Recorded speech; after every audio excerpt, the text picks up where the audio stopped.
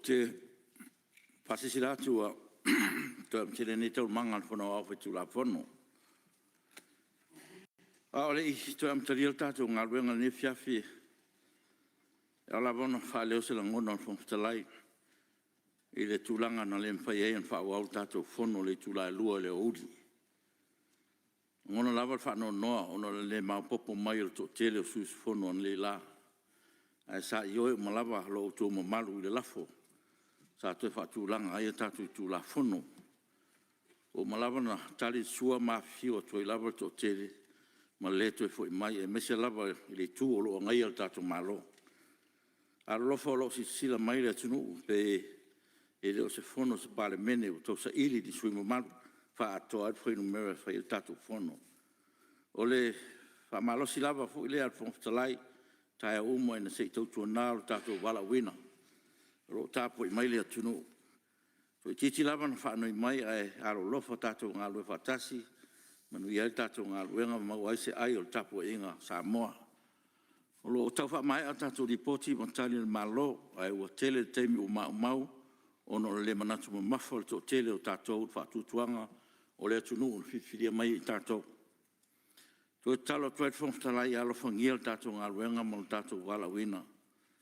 Matanga si se mai le tunu o le fai un fal tatu ngalwenga ona o ese le meo ave e fa mo mua tatu tai tatu matai tatu sui filio tu malo e fian fusi ao e le tunu te tonu le ale tu la e mai le ne fa fita au le lumna e fatati ese tau manga le tu la tasi le ori wa ma sa no le sus fono mo ngai fa maunga numero lua. Ya mau te tonu ho sui muri le na e tato fatulanga ya ole mele tapalo fiongale te telefono mo tali foi tau niso tau salanga sui malu parmen no fiongale fo fetalai to lai mal falo ya malia lo fiongale te telefono se to tulam no le te tai le tuangai e ona o oli sui sa le imfai ona o mai de Untanga le uli ana nisio tutongia. Peitai maua wa maua wharinga runga le jo o toi torpor tato fono. Ia pe tulanga lea. Mori atoi vai maru lo fionga. Ai o le nganga ia o le au ino tato ngaruega. Ia o le tora te maranga whalalo. Ya. Ole tawar fa manatu no fo ele vai lavan tu ole tu fo talai a fa ilo atu ya e fa tu atu e foi ma ya wal tatu nga iluma mo tatu nga luenga ya fa tai ole wa tau no mai ya te tonua ya ole a fa pena na vai foi ma a nga me sa tu lai mai ya son le la le urian le la tatu anga iluma nai ya ma wal tatu wala wina. Ya, tu le mai lo fion te telefono mole. Tal foi ciao.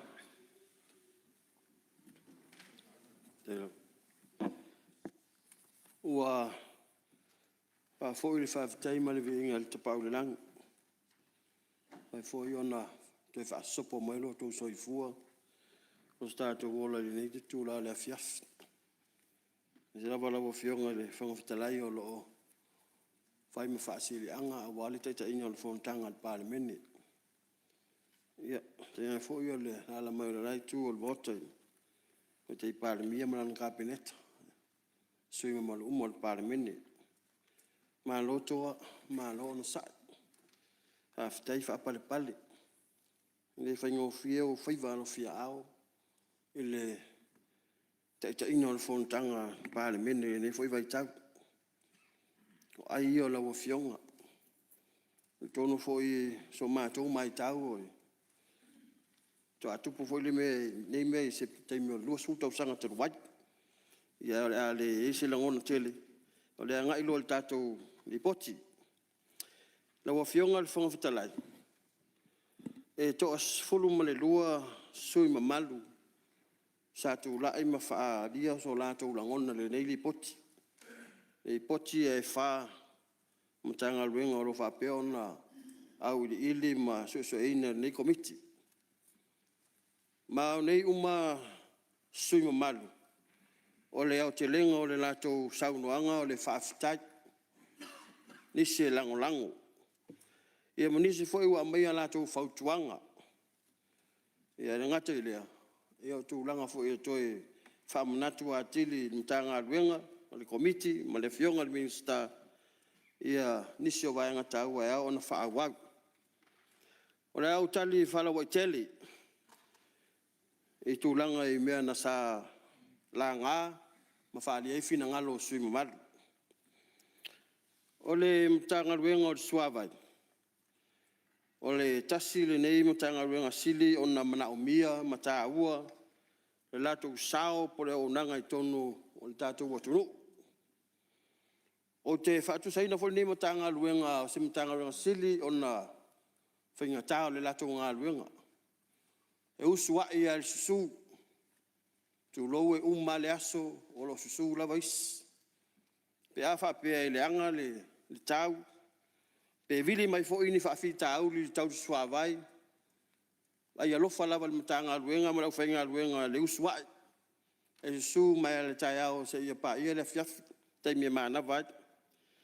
Lono winga, o ina e tau mai ai, o lo ngā luru e puno wai pea, alo ma whanau tu loo o lātou tu langa tau suafa, i le tau tuaina o sa mua mona tangata.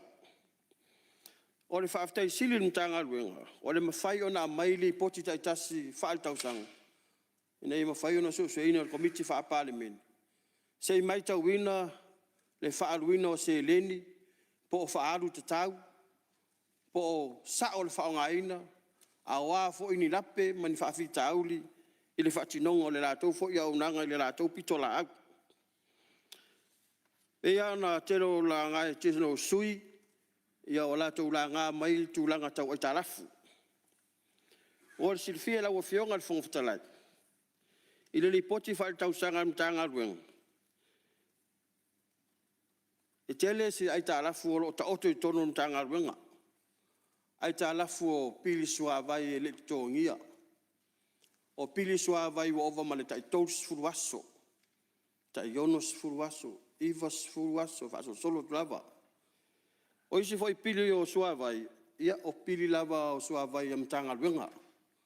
Ia mapaanga masani ia le tanga luenga. O le tamawhai am tanga luenga ia o ina ia ne e tālafu. E le se whainga o fie. O le tau mawhai fo i au ia wha mau popo ai tālafu a wale tupe maua mtanga aluenga. E vai alofa fo i alo mawhanau o loa ngai tua e whaatino na ngā luenga. E i whawhita au le sāti ai tu lo fo i niso lau whai ngā luenga. E ngai atu tua i le talawhea ngai ma whaawhi loa i nis. A tau tipi atu le paipa. O te le piri ia awo mai talo sanga ia tu lava noa. Io nisi lava, io wo mai tau mawhai tau a whai nei le au whai ngā luenga. Ia peu tau whai le maso i nisi taimi. A o nei inga whaafi tau li umma. O loo iai lava le whaato whala inga mtanga luenga.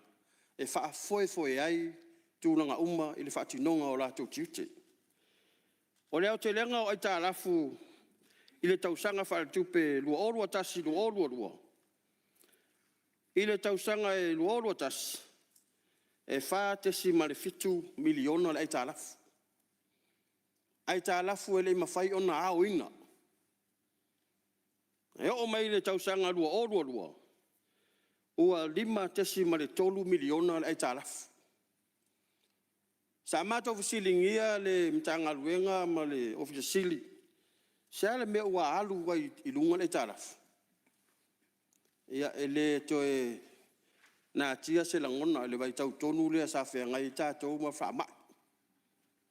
Sa tele ina noa tia uma au nanga mga luenga ono maua se tupe maua a inga o wha alapat potonga e o lava i pisinis. O le whawhi tau li tele nasa iai. O le tūlanga le nana mafua i o na halu runga ai tālafu. O no whainga tā o na au. Ale mea sili na tāua. E whainga tā na ao ai tālafu. A lo whaau au pēr e wau nanga mtanga ruenga. E whaao o sua vai tangata. Pei ana tā ue nisi o sui. E le leile mōri a pēr mōri. e mawhai ana o soifua fia. Ai a motu sia lo leo nanga suavai. Ua fōringa mai ua leisi ola. Leanga ole anava tau avia mtanga ruenga, ole suavai. Ole ola lea. O te whaaftai fōi mtanga ruenga malipulenga. La tau te leo wa ai tu ma ale po o itu e lama tia ai po whaafitau. Itu langa tau se leni.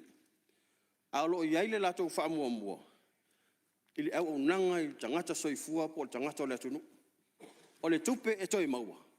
A o le soifua ma lolo ino tangata. E whainga tāo na toi a matunga. O le tūlanga le nā le whaafitai ai mtanga ruenga malipulenga. Wa la tau le li lifa i leisi tu. Ai whaasang sa olo la tau sa. Tau tua le atunu. O sua vai tu maoti. Tasi le whaafitau li mtanga ruenga. O le tele o afioanga, e eo lātou sua vai tu maoti. O te miu mala mātou te wheloa e ei manutanga luenga, e ave ala mātou tu alalo. Pele ala ngata tau ona whaisa tu la fono. E whaamalo si ei vai tu maoti au mai lalo o le purenga sua vai, peta. E le mawhai. E va ai fo le mtanga luenga i leisi tu. Le anga vai tu maoti a afioanga, e tua iai. Ia tele wa fio anga lea e whiinu wa matau mamafa i vai tu moti. Ai lai titi se le ni lau te tutongia. A ole nā sua vai. E le tutu sa man sua vai le tau mamafa i esi vai anga lea tunu. E vai mamari le. Tau mafai e whaatino le le au nanga. I awane i eise whaamai me whapena. O le se sengala le nā o le tau mamafa o iso a fio anga i le vai tu moti. Ia marsua vai mamale faatino mtanga ruenga. O le ala le nal faafenga ta fo o le apa atu o lima mtanga ruenga. Le anga lo ia lava pulenga li mfai pule o afio ngata tas. E ta afio fi mauai. O lato vai tu mot. La wo mali li fo ia lato e tau mafai. E isi afio anga wo mali ia lato e tau mafai lo lato vai tu mot. A nisi afio anga ia mamoli atu faaftai ni so afio anga. Wa maua o leu au mailo lato vai tu maoti i lalo le faamalu o le mtanga ruenga sua vai. O sua vai la fo. Ia wa maua le saunoanga se so sui malu o fale ali tas. Ia tasi le vaenga faatino tonu taulanga. Ia o lo fa solo pe la le time. Ia ai wa telefone e ta la fo lo ia. Ia la na o le te leo le tupe tau ona au mai. Ia o fai pere ngā ruenga mtanga ruenga. Ia tui pea, malongo po ili. A wale au ino a tālafu I vai la whai. O le sua vai le iloa. Tasi le whaafi tau. Anga o te iloa I tele lava ia lita sua vai. O lo le iloa I le manawa le lili. E mafua mai ona o paipa lo o inga le sua vai. Na maua stasio sui malu e aluatu le mita le si ai. Aluatu al fua mita, la e pale paipa, fua le mita, to e sak. Mo le si le fia e malu le atu nuu, e maisa ne maota mamal. O le ngaluenga mta ngaluenga, a mata tu le ofe la poa, se ia ngata mai le mita. O le latu le mita ngai lo maota, o le ngaluenga na oi o loo ona le fali. A pa se paipa il so onga lea, ma lie lau sunga o le ona le maota. O lau mata fai oi. O le faale leo le paipa lea, ia oni toi liti lau sua vai. Ai a liki lo sua vai le vao le mita ma le paipa le malo. O le ngaluenga la le na, e feso o ta iai mta ngaluenga. O mai loleo la tau fo ia le faafita au. O le tūlanga le na leo na tele sua vai leiloa. Ono le telefone na isi ainga, la e liki ale paipa le ta oto la lo manawa le lele. A lai fai mela to ngal tasi le paipa le mato paipa. E tau le ni me fa ngai. Ai lau te lo si la fia. Te le al fa le tonu o le ofele ta oto le manawa le lele. O lo mai ma wal swa vai, ai la tu te lo si la fia. O le vasu ia inga le tau. O mtanga ruenga i o le swa vai. Ma le mtanga ruenga kampani o va. Tasi au nanga. E te le lo lato wa fai. Pe a iei fesu ia ingo tau. E o foi la mtanga rengo sua vai. O i taimi o mungala. O uti suavat. Ai te tele fo i timu. O le lava se me whaaputu el suavat. O le whaafita ulila. O le lava o me whaaputu ai. Po no fuanga.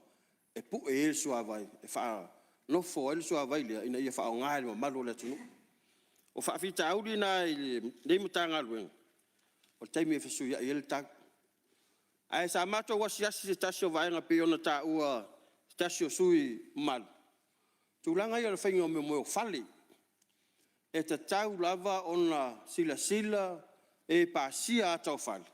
Ia iai masetane vai. I lea maota. E whaaru e le vai o le fali. Pe a tōti munga. O le nātane vai. O le a whai ma whaalango lango manga. Ma wheso swani le ai. Pe a o le taime pēa tuale paipa. Rono winga ile vai al komiti sa au ele la tu sila sila mal vai e ta au fo ile pito la e to e fa manatu mai ia fa malo sia le vai o le ia o tane vai e so se mota pe a fo ina fai o le ofisa i vai tele pe ona ta au i su mal ua vatu le mato fo tuanga le malo e a fa tai fo ile malo mal tali mai ona le vai mal si sila mal komiti e le o to e lava pe tele se no fuanga o lo ia nei le ofisa a le tele o mtanga luenga ta vale o loli o mea umala e te tau ona ia se ofisa e a ngai umai ma fa mau tu wai a seta ma mea to tino mtanga luenga tau a stasio sui malu le polo keti fo ile ia lao e a tele italia tu le vaenga le la fo pe la fionga le minister o ia tonu sa no ma ia vaenga le o tupe pau e pea no failo atu taimi o le whaama i aitalaf o le mafua angale na pa ua i lalo tupe maua ale mtanga luenga ai alu lunga le aitalaf i le taimi nei ma le li poti watu ina mai e le puresili sa alo e to e mai se li poti lata mai ua tu i ti o le aitalaf pili te tongi o suavai i le mtanga luenga ka tō mai le company va. O le au nanga le company va. O se au nanga sili na tāua i le vā o motu. E le te va uma le atunu. Sea nisi o tangata sea malanga sawa. Pena hoi sawa. Ai malanga mai. Tātou tutuila ia tātou. Ala o nanga nei mutanga luenga, o nei company. E timu pe la, matangi pe a wha, po le hare to inga tau. Tau te sila tu lava, e alu lava lava. E fo i taimi e langona e komit. Ua sa ili tatu watunu. Ile company va. Ua le alu lava. Ua le anga lava. Ua wha le tonu lava. Me va pena. Ai, o le manatu ma le finangalo komit.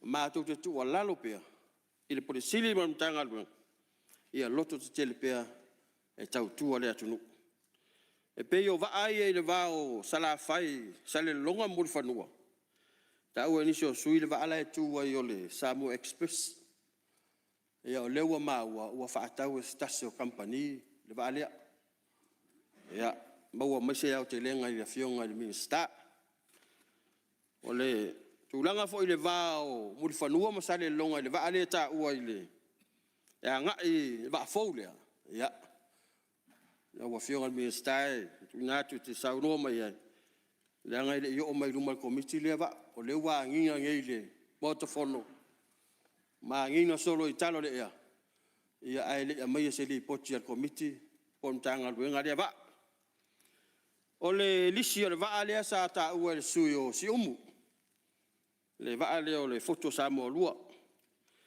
sa siringi ai le purenga ma sa no mai o lo lisi atu ile au siliva tasil tau sanga elisi ai sa au de so engal komiti tulanga o le maintenance o tau singal va ile va ai komiti ne ile anga mai le va le me to tino ale ma lo tutuila o le ala fainga ia o fai lo menino O mea la ai tio le va e fea ngai male ai ngal tau singa. Ai a fa le tonu roa le afi se tulo ia fo I mai lo le company e fa le lia. Ia o le tali na le tato va le na. Ia le te lo sa il te mina tu wa te tau. Ai pe ia lo to e fo. Ia no winga o monta un to e fo ia le fa fi tau. Sa ngai mai le va ia tato. Nta ua stasio sui company va a fai mai toru company va. Ia o le upo moni. Na le lua company va ale ngai mai la to li poti fa tau sanga ni komiti. Na o le company va Samoa. Ma le au nanga va Samoa. A le company va ale fa pe mai o le pifala. E fa malu atu le sui. E le o mai mato komiti. Se le poti fa tau sanga. Le ala fo na o mato le va tu na company. Ne se me la mato lote ai fua. Au nanga na company. Ai le lalo le mato komiti. Ia o le tulanga o mtanga o le company o se. Au nanga va Samoa. Ua ta ua I le stasio sui fai pule. Fa pe mai e tal sanga se tato va aloa. Fa lia fo isi sui mamalu e ile se matafa yo ile ale au nanga va e fa tau se va. Ai sa fa ai lo mai le pure sili le vai taimi tonu adia. Le sa yeli potilia. Ua va ai mamao le au nanga va ise va ateli. O inana fa atupu manatu komiti ave loa se fautuanga ile malo. Pe le wanga ala ngatau. Ona se sila silan ile va ale pe yol tato va fo del forum ai le fa pe o matu no fo no komiti matu fa malo sia nei o va inga mamao po va inga taula ai ale foi por sili sai na time wa ana le wese por sili le longo inga taula tel va tele le No vionga fo nga. pe yol tulanga le na le tau fa ai lo toi le va inga le Mali ala pionga le te fono se tu no sui fola tot. Taftai al ton fo se I. Ta ma fo sina vai ele. Vionga le telefono malo ai. Ele tali mai ni sofisidi. A ole wo tonu le mele va ngale. Ole mena lai ona langa le pifala. Ia malena o fo yele. Va fo le tau fo e. Ya mai sa. Ngol malo ai tas. Ele o no winga fam tala o la ye tato va ala o lo. Ele fa pe ele o yai. La le na tala no tuai. Ia PSA o to e tilo ia mai sisi va.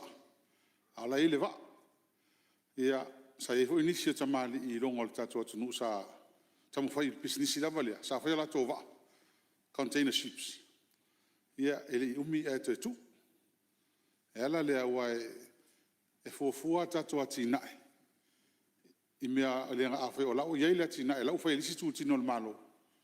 Ia e le nga ono te tilo i lisi tu tino le malo. So ila tau ta fai yoi. E ngata le afe o lentau fai momoe nisi. Fai pisi nisi. Ia e fai ngofia ele o tau ngā luenga. Ma le whaala lava. Haftai. Ia mo le pasau ina temse tu le mai sui sot pute. Mo le fasau ina taimi ole. Tongo te teifon. Nei sau le na ot fala lave taimi la ngai le. Le sui langa e mtau pui no la ngai lau. Le ua o ye le. Ia sau na ngai te teifono. Le me momoale ele vai tu moti. Ngal matu tu malo le si tu malo lai. E no amato le mato vai tu moti. Ai pe io sau na ngai te teifono. Pe mamma le vai le malo. Ai le mamma le vai le vai tu moti le ala tau mafai mato tu malo. E ia al fe ngai ngamal matanga luenga so fo malo loinga. E watu ai. E sia ki le vai mafai la ko so suel. Ia ma va fo la tu ripoti o la le vai. Atu fa pena vai mai si vai tu moti. Na nga fa no mai fa pele ala i vai per pala ia la vai tu moti. Ia le mamma ia tanga tole. Ia alu la to vai al malo. Ya ele longo le le na tulang no langa fo ele mele ele in paipa Fai palea ia le pa te lea ia le mita so tina.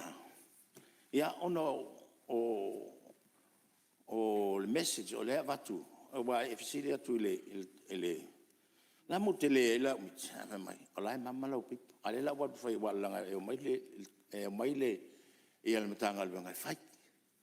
Ia, no masal sava pe nga ku mkanga luenga le lo ia o mal ke minge de o kwa se mkanga luenga ngo lo le o vai palamai fai ai a fai o sa onga ia I would say that tinga mixed messages for le ia longo uma ia mtanga luenga i tangata mo fai nga luenga o le mele la ka ko nga ka le bika o vai langa nga ku mo fo ia mkanga nga fai fo le vai le ka pasi mo le bika nga ku mala ko me fo e di lunga la ko mai msing so a fai ale mea e ngakai.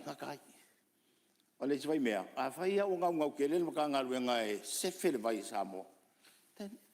Kaunga kongi ka ia pe fai ma e fai ala ko vai le o la ko le fai. Ala la vai e alu ele vai.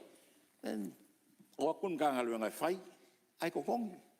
Ai o va pe ko pe e ki ngai ale lo maku ngai langa pipa ia ele ngakai nga will be one of the cases. E fa penga ai, a o fa penato lo fiong, fa tai. Ia, se tu la mero fiong amista, le fa maneno vai liu le. Ia, whaftai atu le whinangaro whaaria fwoi o le whionga le whaipule o sat paitea. O le me moni lava, ia o lo o saulele lava le saunanga le whionga le te whono le tūlanga o le vai lea. E tusa leila wa ia tūla whono lo wha tūla whono inai ia le tatou swa. Ma le EPC, e watua ngata i le tūlanga fo i lea i le mita. O tūatula le mita o le responsibility nga ainga. E whagia ke fo i lea fo i le pūlenga i le whai atua le vaenga na. Nga ese fo i me o mana onga o ainga teitasi. O le tūlanga mo meo o vai tūma oti. Ia o te wha marurua tu lawa lau whionga i le āri whaipule. O le tūlanga le mamaolo tā ua. O na o vai ia tātou al swa. O le vai ua wha maina matu ele chlorine. Ina ia pepea i siama se tulau lawa le motanei. Ia e pe o tātou vai tūma oti. Ia pe inga le kafe mai lava aluroi o kongo le o le o ngā paipa, ia ma wha o ngā malo le tutu. E pe o le kūlanga fo ngā wau ko ke le fo ingisi o a whio anga malalwhanga. O le ua au mai le lato sārsanga e tu ina mai e le vai mama. E ia lato vai. Ia pe o le tūlanga nā lau whionga li whaipule. Ia o le soifua maloloina lava, ia le tūlanga tātou te wha mafa o nolo wha o ngā ina.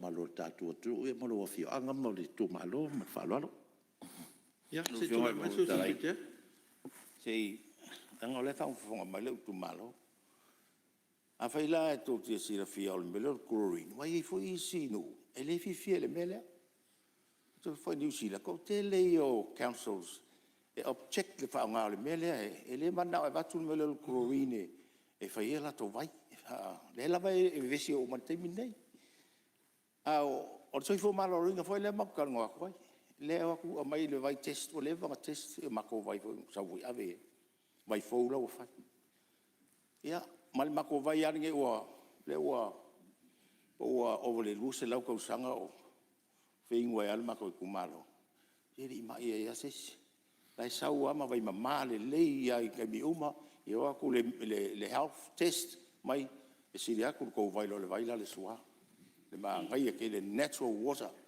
e lo fiona la ngale pe e se la me ke popole ai ngai o le makua sa fai teatro fa fo mai au agi america ko vai la lo le malo silia kwal menga ko ke ai tai ia malo ia lo fiona fo tu la mai no lista ia le la ua fai de fa lingale ala fiona le fai pole lo tu malo o le mai la lo le tato swama tato malo ia i foi o le fai also i fu malo lo ina ia oni tupe maua foi ia wale fengo o awala lo tu malo ia malei sia mau mea longo winga le mai ia no foi nothing Au fionga la mele a longa ia lista o manatu o kilo le ufa mali inga le mta upu ia atonu Ia, boftaria ala ia lewa. manista ia o leo manino o kau fai me ma awala ma mea nga ele fai ko me awala ma me vai ia le sa no mala fionga palmi Kura e pela si pa ese el ta tum tau. Vale. Ma wa tu sa no anga le te telefono. O le fatal no ina. Pe o se fenga fa vai. Pe ama ia vai I la lo le pulenga o sua vai. Pe o se fatal no anga le fai. A o le taimili nei. O le ai alu me lua. O le fenga fa vai na le solo ai. Ia te ula lau fiong hai le whangaftalai. Awa o le matafa ioi nā le malo, o le vaai le whangwhawai. Le lai e au ngā i le sām noa mai o sui. I lalo le pūle ngā suawai. Pe o le rei ale me le iei nei. O le whiriwhiri o le tūmaro ponu. E tau awe pere la tau suawai. Pe o le mera nā te ua sala ese le tato mtau. Po le tau pue atu. Po fen me o ta o to ir fina ngalo ma o tai baba e ta to fen fa vai ai me sel tu lango lo e te mil nei ia o leo sa no manino palmia ia te tonu ho ufa mleina ia me sa lo tu fa ia tu la me lo fionga le tu la me sui ko la li no Ia, whaftai, lau whiunga mo la wanua, tutunui. Tai whai le whiunga te te whanu, ta uol vaenga, langal vaenga tunua le sa ula ngai. Ia e, so tai whai mal sau nanga le whiunga minsta, le au mai leo vai lalo le, vai o lalo malo. E ile nuan matu, i tu malo e te lele so solo iai. Ia na io e umata maa le nātei, au mai lalo malo, o le teimile nei, awhalo nu ua, tipi paipa. Tono le aulo to atu ia e ngale mai la malo al me me ngolo ye o le mita ia ele faina al fia fu tong lo no winga ele sa fanga uma nu uma fia nga luenga ma se le ni mo e te tongi ai ia pilio vai pa ina mita ai te lela va no e va tu ai la lo malo ina ia vai mama pe a faila ni malienga tala fengai pe on sa no le fengai palmia pe on fai fanga fa vai e tala whengai. Walo I mul mawina voi. A mata whai ana nga eisin ue atia e ama, whai filters, ma whai mamā, ma mea a lato unu ma whianga. Ono le unga letasi. E le te tōngia. Peo la nganga la le tau reisa tuai. Ia ono o le te tōngia. A te tōngi pa a mata o nā mai lalo malo. Mana ngā wharo. ia tu la me lo fionga te telefon Aftat, tai mo le awa noa. Te tali atua ni so sili wala nga. Na tua lewa tali fo la fionga al minsta te lo vai nga sa sili nge ni so ma mal. Tau fa pula pula mai fo e le fionga al parmia. E ole na ta inga lava na lo ia. E le mafai e le malo po mtanga luenga ona fa malo sia vai tu ma o te fionga ta tas. E fai lava de malienga au tas e le fai pula. Le la tau filifilinga au tas. Pe mana na o mai la lo le fa malu mtanga lu pe fa nga lava ia la to fo me to tie pe ona ta u fo su so pate o siliatu no ma la to suava na ilo swa ia vi ia le li o lo fa lava on ta ma fa ia ma fa wa wa pe le so fu ma lo ina tanga tala tele o tu langa fo ile wa la nga mai le su malu o fa le ata e winga ile va ia o leo te whaamama wina I lana. E le iese vaenga na sau no e sui le le vate le o folum, pa wala na whautuang. O na le yo atu e ila utala. Na ia sau no whaapea. Wa mix up lo na fina ngalo mo na mau whauingo company vaa, au na ngā vaa, na ia sau no leo te whaamawin. Tau na isi ngoa e whaingoa ina ia ese. Ia le lau te whaamawin, na ia o le mea patino na, pol mta whaio ina al malo. Fili la to pe se singo ese mai lea lang pe eu fe ata to wa tau fe krosi ya solo pol company va pol una ngova a tu langa le va ya lewa saunoat mai ele minsta ya pa la tele ilo na tai me sauno ai pe ata le malo ole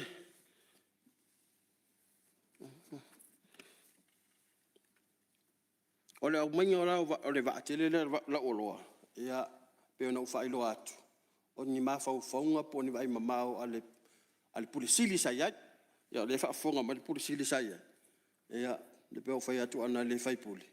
Pe ne wa mai a te lo la le la mai lo waro sa fai mai o. O pasene o nai fa na vole wa a fia mai i tu langa o ava malosi ma winga tu lo winga le tau pulea inga luenga.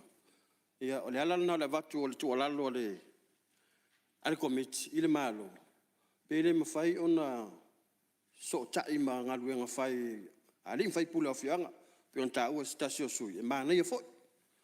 Mana ia foi le tu langa ina ia fa malo si ai fa na ta ua ta ta le tuanga o le stamatiti e tangi maloi mata i matua i aso fa ma vai ai la tu e se ala na me fa tangi lunga tau au si fa fini ma se ana fa na ai la tu o e se ala na me fa ya o winga la ia e le ma fa yo no tatu fa tonu ina fa na pe a fa lava lona yana tu la le ai ta ua foi o le alu tamatiti nga luenga ia e le nga luenga saila ai so singa luenga se atu ai masamo ai ua ye se fa malu po se fa tu muanga a lim fai puli alu malo motino o lo tapu ai lo ai o le ale me tupu mai o e la ngona i nei leo lai tupu mai o ia pe o tu langa na o le fautuanga ia o ma ua fo i le fautuanga tali mai le malo i to ningo ai talaf to fo i lava mtanga luenga suava ia o singa luenga silifon ta ua o le vaenga le o tato fon fa vai nga le fa ata se mal pule no ina ia fai ona fa malo sia le o ina o pili ina ia tali mai mana o ngol mtanga luenga awa are se suava ia wa tupu fa le vela wale kuka ina lau me tau mafa e le fa malu fo ia ona te le lo le fai ia al fa malu singa ma tu lalo komiti tato tu fa ata si pe ona na no mai mtanga luenga ia to tongi tato italaf ma ia tau mafai e fa alu luma tatu por kalam ya maua pe afio angam tangata itas ia tu langa le suava i maua e ona o mai rola ia le vanga mon moti e ile sui malu ya lana lelo sa fai mai ile sui na ia la fonga fa pe e le mala malama komiti la tu ngal venga fat ia fonga e la ngona fa no pe a falongo nei to ina la fonga O le sui le sala fo po se sui. le ai le sui le Ia ele o lo vea o e le nga le ua fa amokur ka le fionga ke fonga le kai mo mai nei men fi mana mai la fionga o saro le la for miska o kira mesa sal mo e pe al miska ka pe le el ka. o sa mana o apo le tale ale fionga la ko ngo fa ko nga le mista Ia sal mo. ele mele ana fautu fa luai le to committee e tu fa tasi company va amal company fo le sa au nang e fa luon to mai to report e au te fie lo lo fionga po al ma fo anga onga ma tal fe ngai wala en to mai fa lo le va ma fa lo la e ma le mela le nta tano wala mai ko lipoki o consensus fo ia nei kamiki va ia mai seila le mai malo lo mai ai le se la ko ngaluenga le fai le va ho lo kon kalaki o le pe ise so ta inga man kampangi va ingi e ingi fenga pa anga ho le mo se la ko kupe e fa ka le kai mi ko fo ia fa fo pa ko mo lis kon kalaki fo e o ngai va nga le nga sitting ya me se la fa nga ka ko a o nga maritime school le ya wale pe ke nga mai fa kuanga iseila ya lo sa ka kala va ngo isi ava no ma lunga mo office level im pai la kapkingi venga ko ngo yele so ngal ko miki mal ka ko compagnie o nga au nanga lunga va ma fa la Ia tu le mai o pe o telefone. ia fa aftai ta wo vole me lo au la be e mai me fasilifo e ta tau fa pe tali tu fa pe lo sa uni ta telefone ole tulanga na laina matu to fa manatu ole tulanga fa le o fa ingo o fa inga wenga pe fa ingo tu la se fa maluetas o nga ele to tele sa fa inga wenga le una ngova ai ape atu fa tasi ia tasi fa amal ale woto amal tal e le mfaila ia le foi na e fa fonga tu ia wata dia committee le woto amal tal ia te lo wa mali fo lo fina lo natal o tulanga ile le o saila le mai wale ni ngalwenga sa mato tu alalo se fainga foi lea wa motu male taula fa na wale singa lo mai lo le o wa tasi le fa fi tau le ni maua tu pulanga fa fi tau le foi le o le fa saina maliwana o le aisa o sa fa afia fa fi tau e moli mau mai mtanga luenga o leo alu os fa inga e pena le tau te loa te lo tu pulanga o le natural committee pele ye se fainga fa fainga fi no tau fi mau mai ia talavou ia ele ala na ta o stasio suinga mal fa aftai fo ilona fina ngalo mamlam e anga i mai lo company va e mai to o sevle tu no i va laiti ia maua mai le vala au mai va tele io tu fai vol muto io ia pe o se tali va ver tu le na fsi fa po ia ai o mai le tu la pe ona fai lo at No film from tele. ona ele o mo Ya, fai mas dia ona lo. Kau te telefone sei ko kula ngol minska. Ia, whamarurua tu la vare whionga te whono ma le, le ale, lo o tu vaenga lea manua le ua iei le lunga le nganga le tūranga mta upu lea. I le totu whatsinga la vai o le Sasasi ma le Samoa Shipping Corporation ma le Samoa Shipping Services.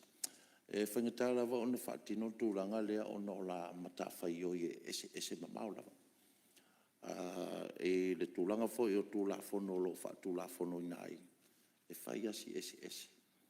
O le Samoa Shipping Corporation e pe di lifa le lato ngā ruenga i lalo le IMO, le International Maritime Organization le lato wha tūla fono i nai ma regulate la ko ngā ruenga. Pe o se ala wha penga ngai e sa sirsila fo i tatu whai ngā mahalo taruai e le o talawhenga i lava. O le tūlanga o le mai o le saunoanga le sue whale ata tūlanga o le iai o se mea fo i lea e occupy e kamaiki ia alom whanau ia ua ai o mai mau ia la tō kongalake le i company va pei ta ila o whionga le whongutalai i la loa ia o tūla whono whapene international regulations e mana o mia le malolo o le au whaingalunga saila lea e ia le taimi fo ile fa to pe lu to lu masina malolo ya to fo la ia la tonga renga masani pe o si tau fa pulpula tu le malang fa lo Alo, aftai. Ya tono lewa. Manino atiri sa no ngalo pe te telefono.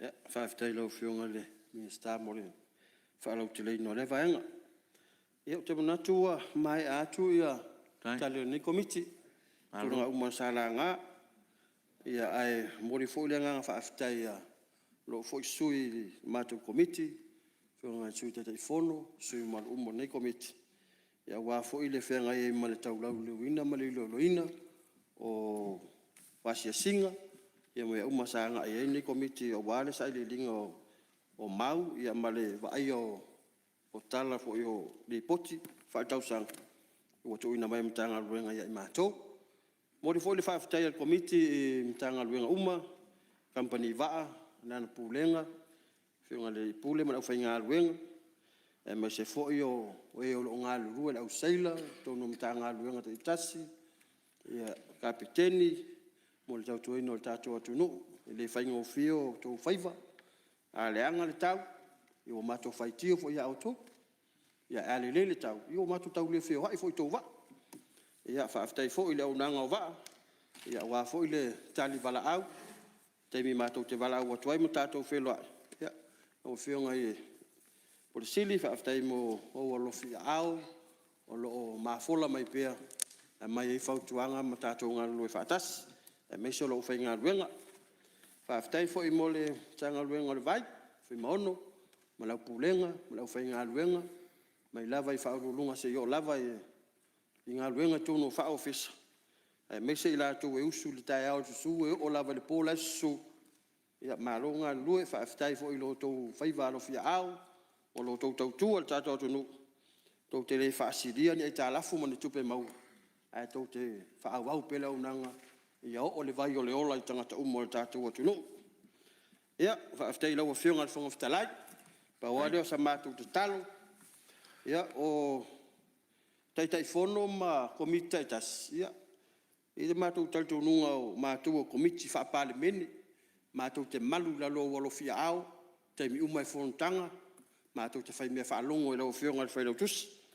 Ia, maua mai lani tāwale a taitai whono ma komiti taitas. Wa leina mātou tāwale. Ia, wala vale mo mātou. Ia po star sanga le whaau ia tuai. Manu e tere le whonontanga. Nui el po. Alo, whaftai lau whionga te te whono, whaftai a mo saunonga marmalama. Watu al whaftai tele le, lau whionga te te whono, malma malu lo tō komiti. O le ai mai tau atu ia, o le lava saini uma lo tō komiti. Le ngore e sui wai monga numero tasi le masaini wha manga kumai. Ia whafkai o le saini uma lo tō komiti. Pafo le o komiti na o le tali ina le o whaalua isa wai. Na o tō komiti, e a le ma popo mai tō ripoti. Nga len sa ngoa kai le tua ngai la o le kupe le ai makua kala kwa kupe mo ka komiti anga ko komiki ale nga o le talia le malanga kas ya o komiki uma le sa kala uma kwa fa kai mo ko nga ruenga ma lo ale nga lue se tu le melo fenga mista ya fa fte tu la fenga le fong ftalai o te manatu la whaalongolongo ma le mai tau fo el mauta.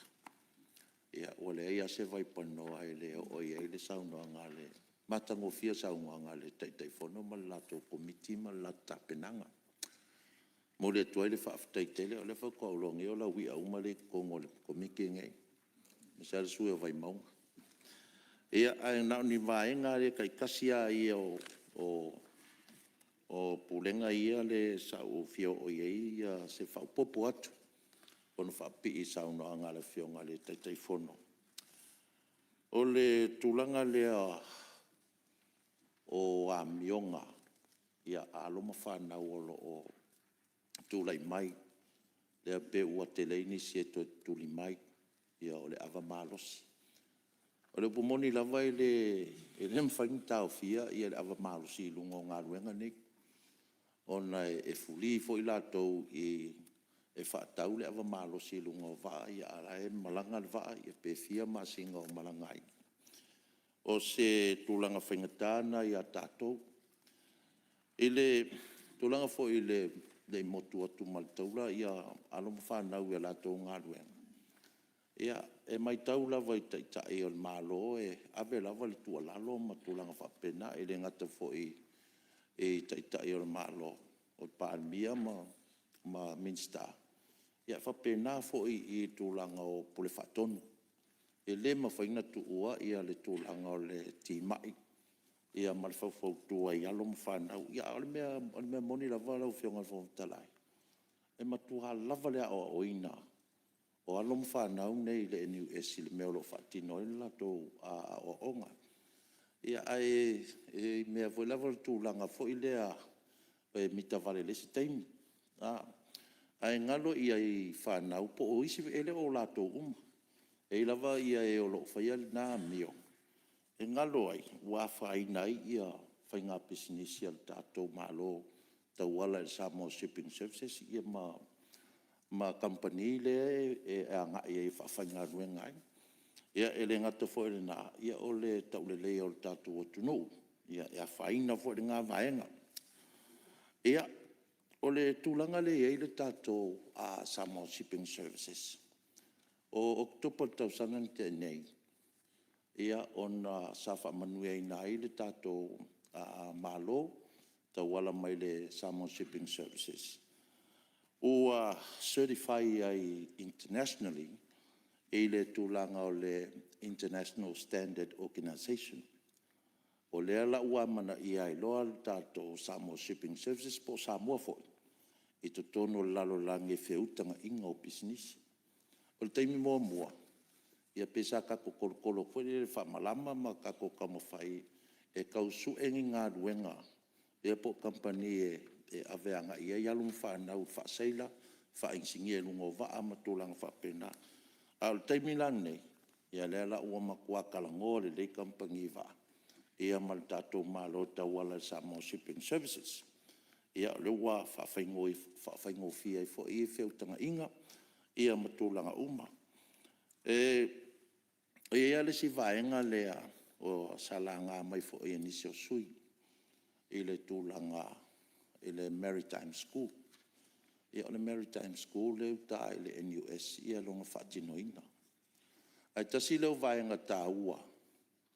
O lo mana o mia mai company va. O le anga ia tualu ma whanau ua uma o onga. A ua iai fo ima le experience. Practical experience. O le whaavlavela. O le tā i le NUS ia le tātou wa onga.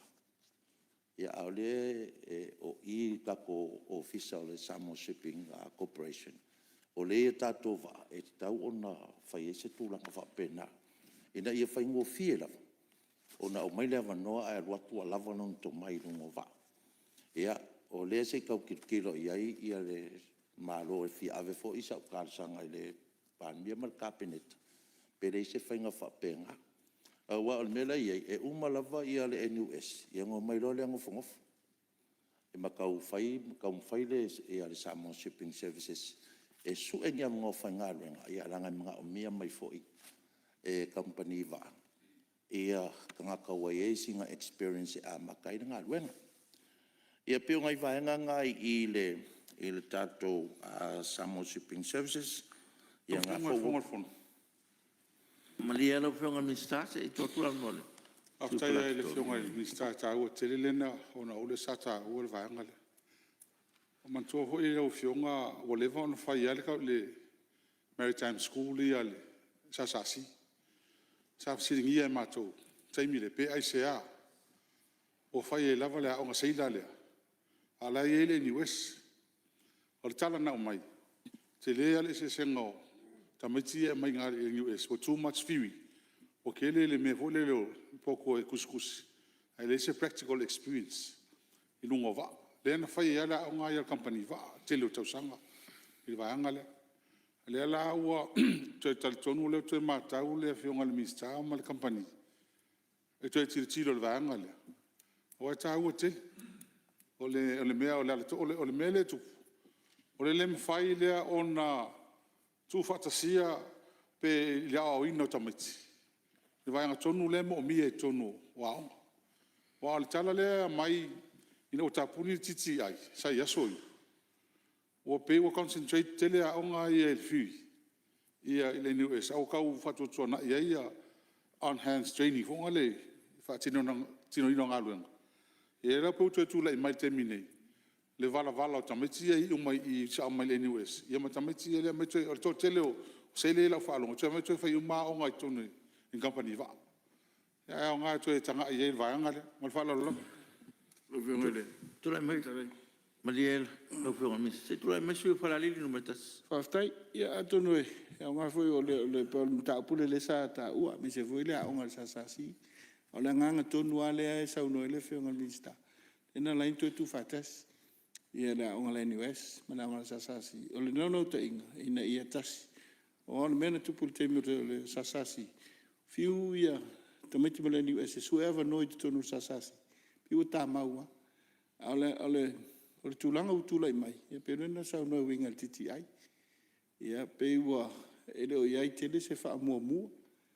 I le tūlanga, i te tonu o le sekta NUS. Ia ngā luenga ia titi ai. Ia po ngā luenga a whiri seila. Alono ta inga i o sekta nei, ina ia whatuto, tasi mai le aonga seila.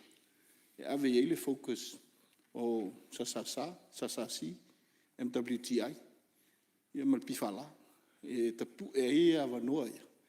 Awa, o perno ta uwe lau ngana le la. O lo tele le mana onga whapene i tātou lotu, motu tū maoti, o i tūtua oi. Ai lo ia se establishment fa pena e o foi la ia mo man la langia to ta to le region e lo ia se establishment fa pito a mo sei la au ta to le ocean pito tele lo ia va fa ngota lo ia uma ia va ala lo ile va asia pita ele o ia ave ele focus le ta to maritime industry la nganga le na la o film ia a fina ngalo le film pinsta ya lo no te inga le na nganga fa lo Kau fionga fon. Ia. Ia o le kau ka minister me le fionga. E lua to inga training. O le mea ka o le on to job training. ma le mea ka le academic, mostly academic training le fai le NUS. Ai alu NUS, e kia aonga ngā male fofuala, e le ngaka e le seila, o le kapkeni, o le official, le office level, o mea umanga e aonga ngā ka. Ai aonga le mele sa aonga I le school, SASAC training school. It's a practical, le on-the-job training. Whainga luenga kasel me kia rui, e la kuro e seila ro. Ai aonga ngā uka, aonga e le NUS. E kele le area, kele le area kava, me la ngai mai e misi a kol mele mo mi loko pe o le ke taka ko wa onga le fa kampangi va I manga onga o seila e fa ile va o podum sa va I marunga va ai va kuila ai le o kan ele o la fia ile venga la kele pe for ke mine le se ngol tsi ai ma onga e ki e ri fa la ala ka ke fa pe Te tu lai mai le sui o sa fata numero tas mo le pe ngal minsta. Lo fianga ile te telefono no o fo yo te le committee le al mato te telefono. Tawa tau fa purpura rai te tiam tau pu o le maritime le tatou e le fa ngai nei. E le te o tatou fa le ia ngai fa seila. O le maritime e set mai le mea hole tau e tatou curriculum. E set international. E le mwhailan tatou e fa tino i ngā ruenga e lungova. Pa le au sia marosi la. O au sia la e tatou tamaiti. Le wala yo noi fafo. A o leo te vai fo le porkalame na Samoa Shipping Corporation. La toa fa lo toifan. Ala ka vo mai tono o le International Maritime Curriculum. Pe o so sone tu le mana fa lo. Alo. Whianga whamawhtalai I whasau ina tami o le minsta. O sui o mar committee le. O na o sui komiti. Ia isi na whamalama. O na tele o le uma o le avanoa. O na tele o sui le sasa o no whi ai tālafu. Ia e silsila I le tangalwenga o vai. Lo I le mato VATST credit. 2.8 lesi 21. Ai lua. E 2.4. No winga la o ai tālafua. A la I le VATST credit le. Am tangalwenga o vai. Pio le nganga nai mitaile. Komiti le. Tanga le tala no ai tālafu. A la I le mato VATST credit le. Official la fonga ma le falalo lo fianga. Maro, te lang lava ko miki e makari o ko miki le. Maro wa sky. Ia kule melo pe ma miska. O me titi ale, la nesa so no ile sui o Ia pe ma mista se.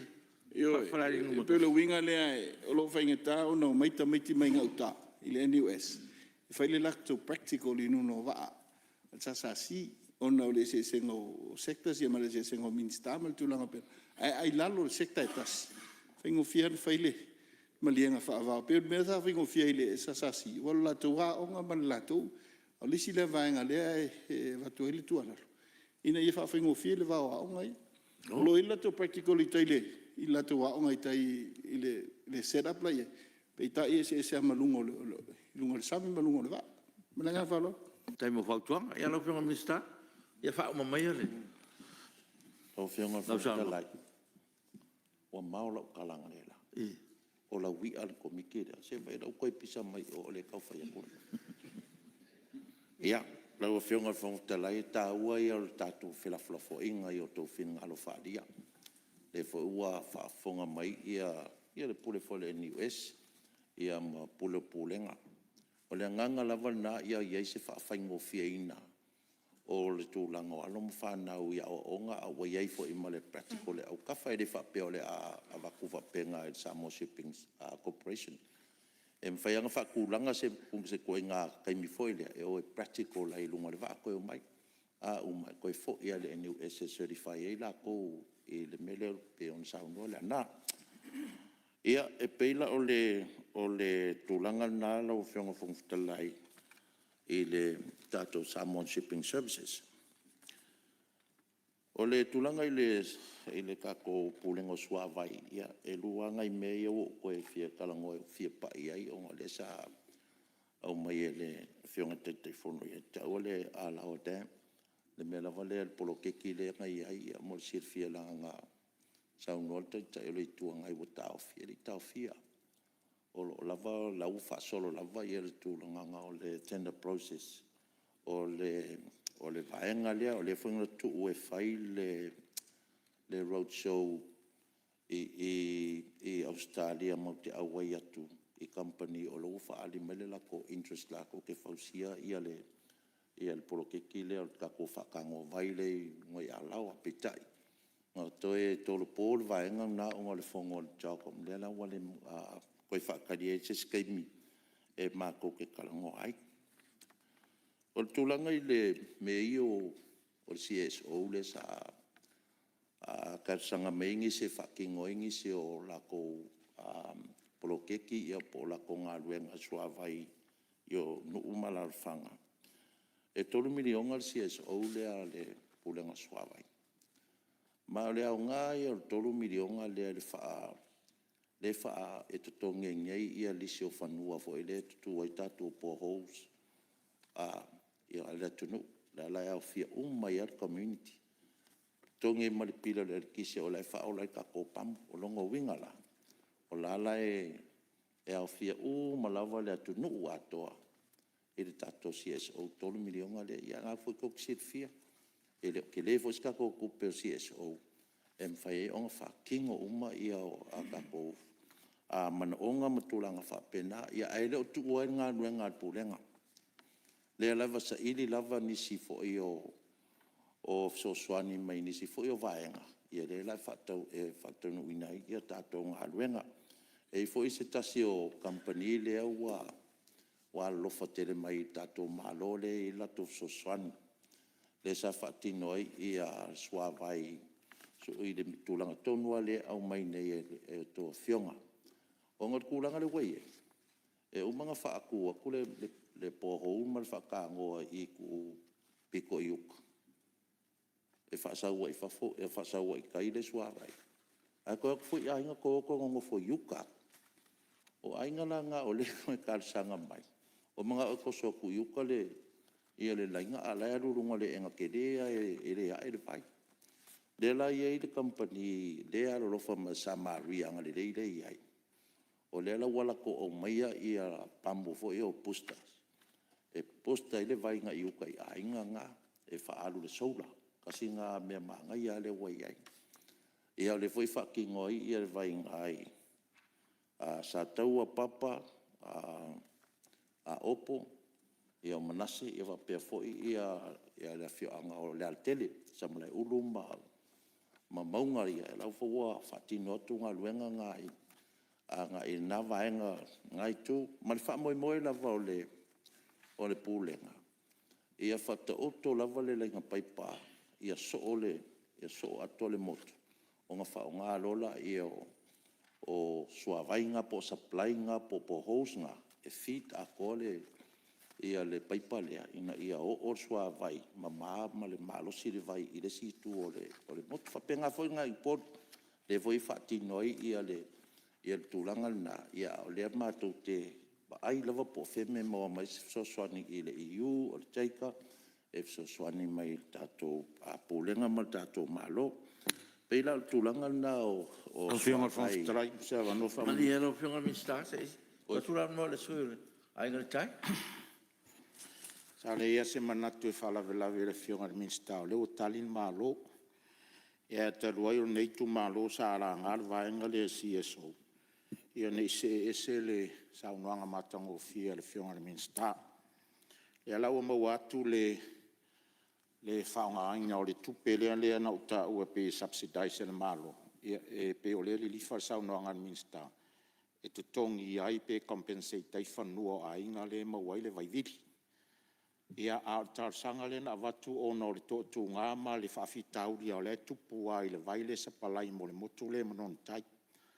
a faila o finga fa vai ia fa nga ina le se le ni fo le mo tau yo ele manisi vai nga ia lo wala ngono la o fio al minsta se le itu al mo mu au te fai atu le taimine le mafatianga le tupu mai tangata o lo alala lo motu tu langa le ala no langa lo fio al minsta au te le yo o mal mota nei sa fa longo male le a fo nei le au ma folo le EU pe se fulu e milion ele ia tangia ia le faenga le tala no ina le motu mal mafti ni tangata le ala le talo a faina misi le EU le motu le ia tangata lo tu mal ia to fa na ina ia no fa ia to le to al mo pe feli wa ia al tau lunga o me umai o le service ale pulenga so vai mo motu le a fai o fina ngalo le mal fatu la nga mal fainga fa vai ia te le to ina to fa lo fionga minsta a te manu tangata langa i o maritaimi nei, e tupuro le whaafitauli, e watu ale ofisa maripulenga, maritari ale maua whale tonu, ono whale tonu, o ngā peipai ele motu.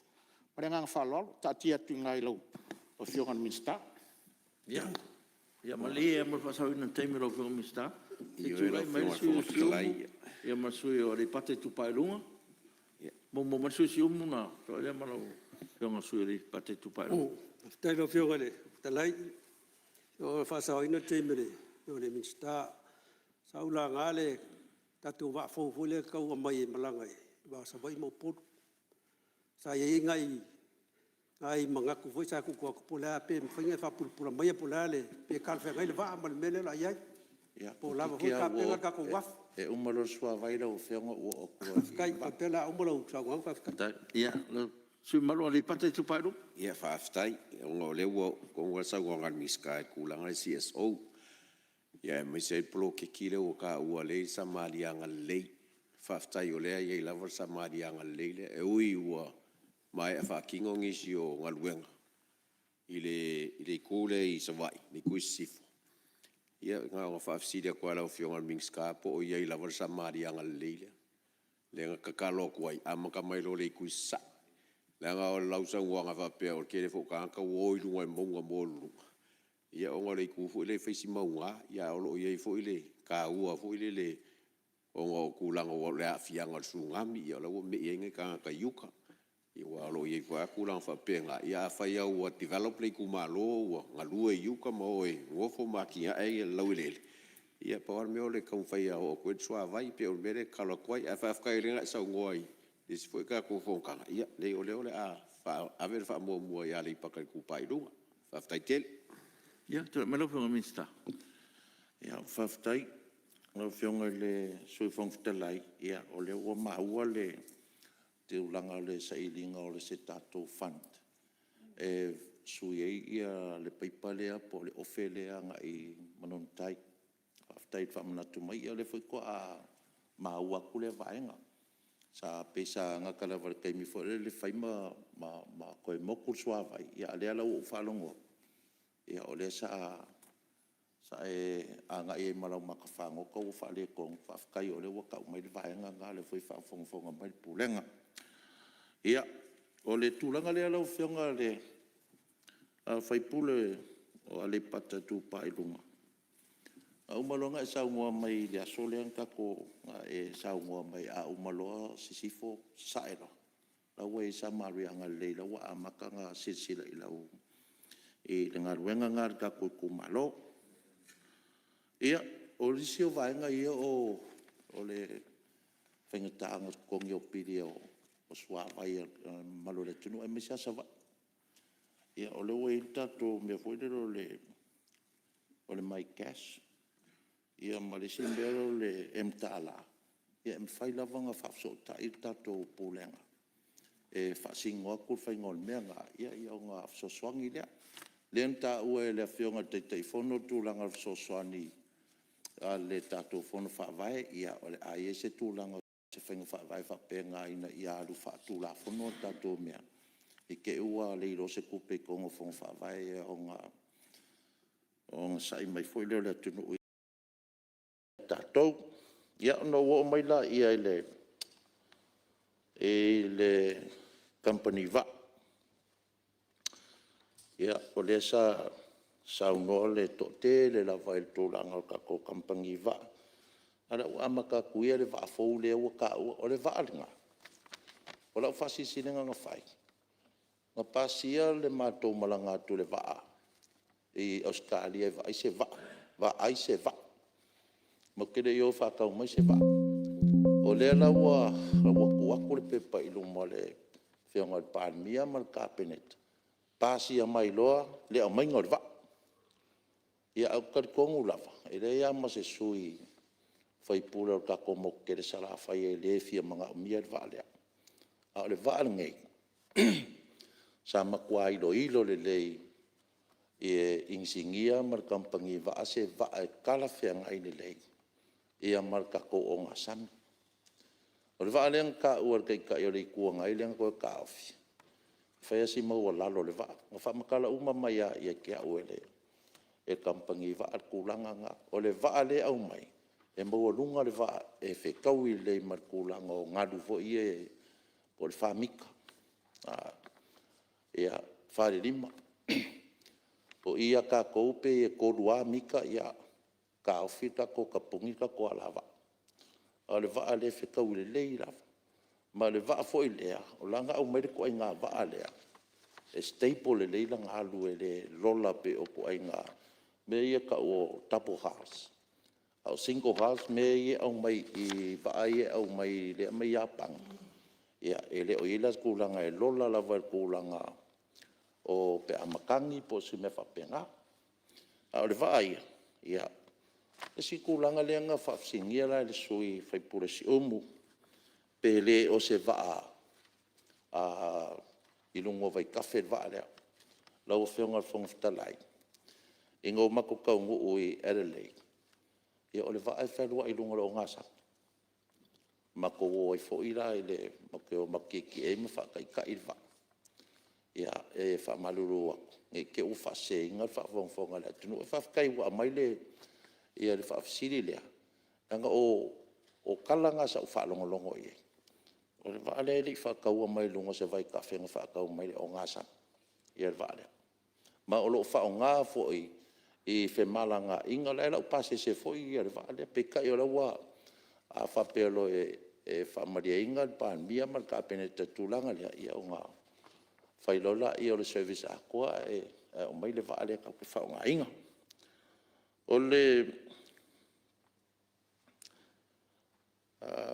I le va o sa va I ma mul fanua ta ua fo I le silenko fa fo in me ngai ai le nga I lalo umai ia wafu ma va I le Samoa Shipping Corporation ia ta ko kilo nga mai kai me le ai ma se me fo le o ngol ko ai misa fo yo nga pule nga lua su e po si fio nga me ai nga ua vai le ma fa ma oki ma ka fa yo o ke le ka fa ma kala ko nga ko sila ia le le on fa kingo wa lu lava ia le pule nga ia fa kingo la nga ia ma ka fa yo o ma o ka oko le kula ngal manga yo ka ko wafu ia fa penga fo I va o le kulanga o va le wai e se fo I va le nga ko ka mfai o se va sa I le kulanga fo le o ngai ka makua o le au fai pisingisi fa le ka ka ngoi le ngo ko fisiri mai ai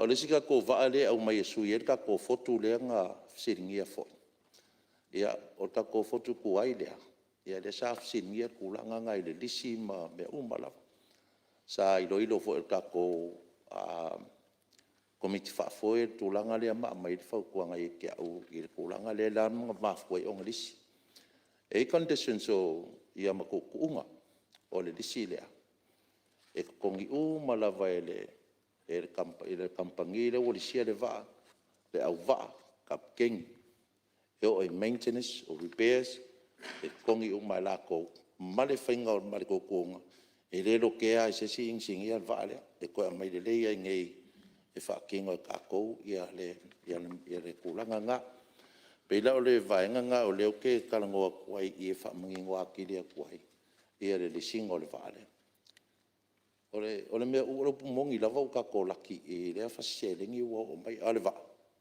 ia ai fa fonga mai e wa nga va kwele va au ko sala mole va ko le va alis la nga ko va nga o fa le kele ia fa le ko ngai ai o le va le sai I mo fangua o le va nga le sa fa sala la sa tenda ia mamalo ai ia se kasio kampangi logo ka ko o le menga mga o fa kingo le e failanga pisingisi o sa we elia ngongi ia le ngongi le vaanga ili mafainga ko e fa la pase se le va ale o ngai ai lava ka ko surveys e survey ai po le ale kulanga o le va ta ngai ai pe ko e fa la pase ia po le avelo e fa ngoko e va ale sa la nga mai o fa ngoko o le va nga sa ko ku aku o ta ko maritime school e fai ia la ko o ngai ia le karia fai ro le karia ia nga avelo le fa ngoko vale ai kasinga vaenga ka ua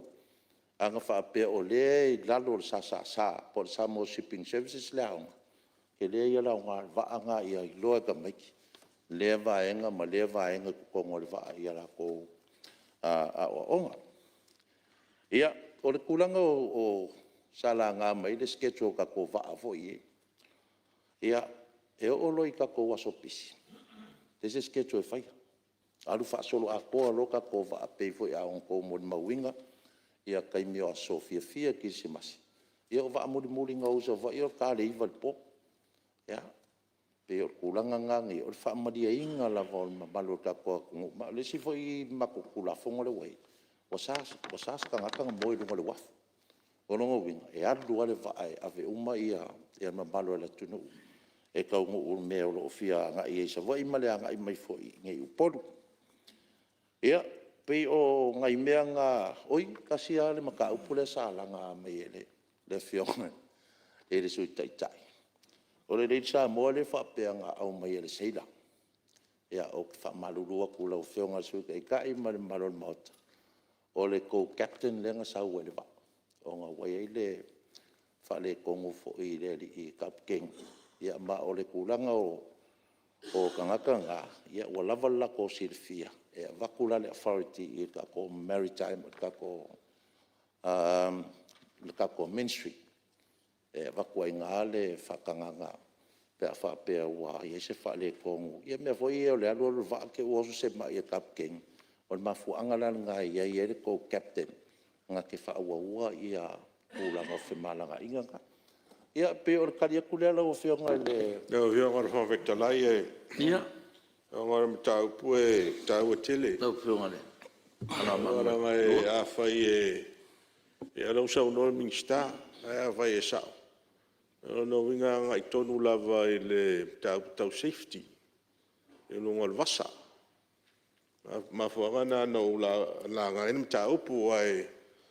E o le moli poti e pēna. A pēna whaasala umala ua. A whai la o le captain ma kou captain ai whaasala. Nara ma fuanga whaasala. Fisiri na. Ia, se i tūrai mai loko o mista. I le kulanga rawe sao, nga whaasala. Ai o le kulanga nga whaasala ai, e le i awakua se authority ale kako ministry. I le mea nga, o le kulanga ai o le Kapkengi ma le co-captain. E o la ua umaua qualify uma la ke avea le wa.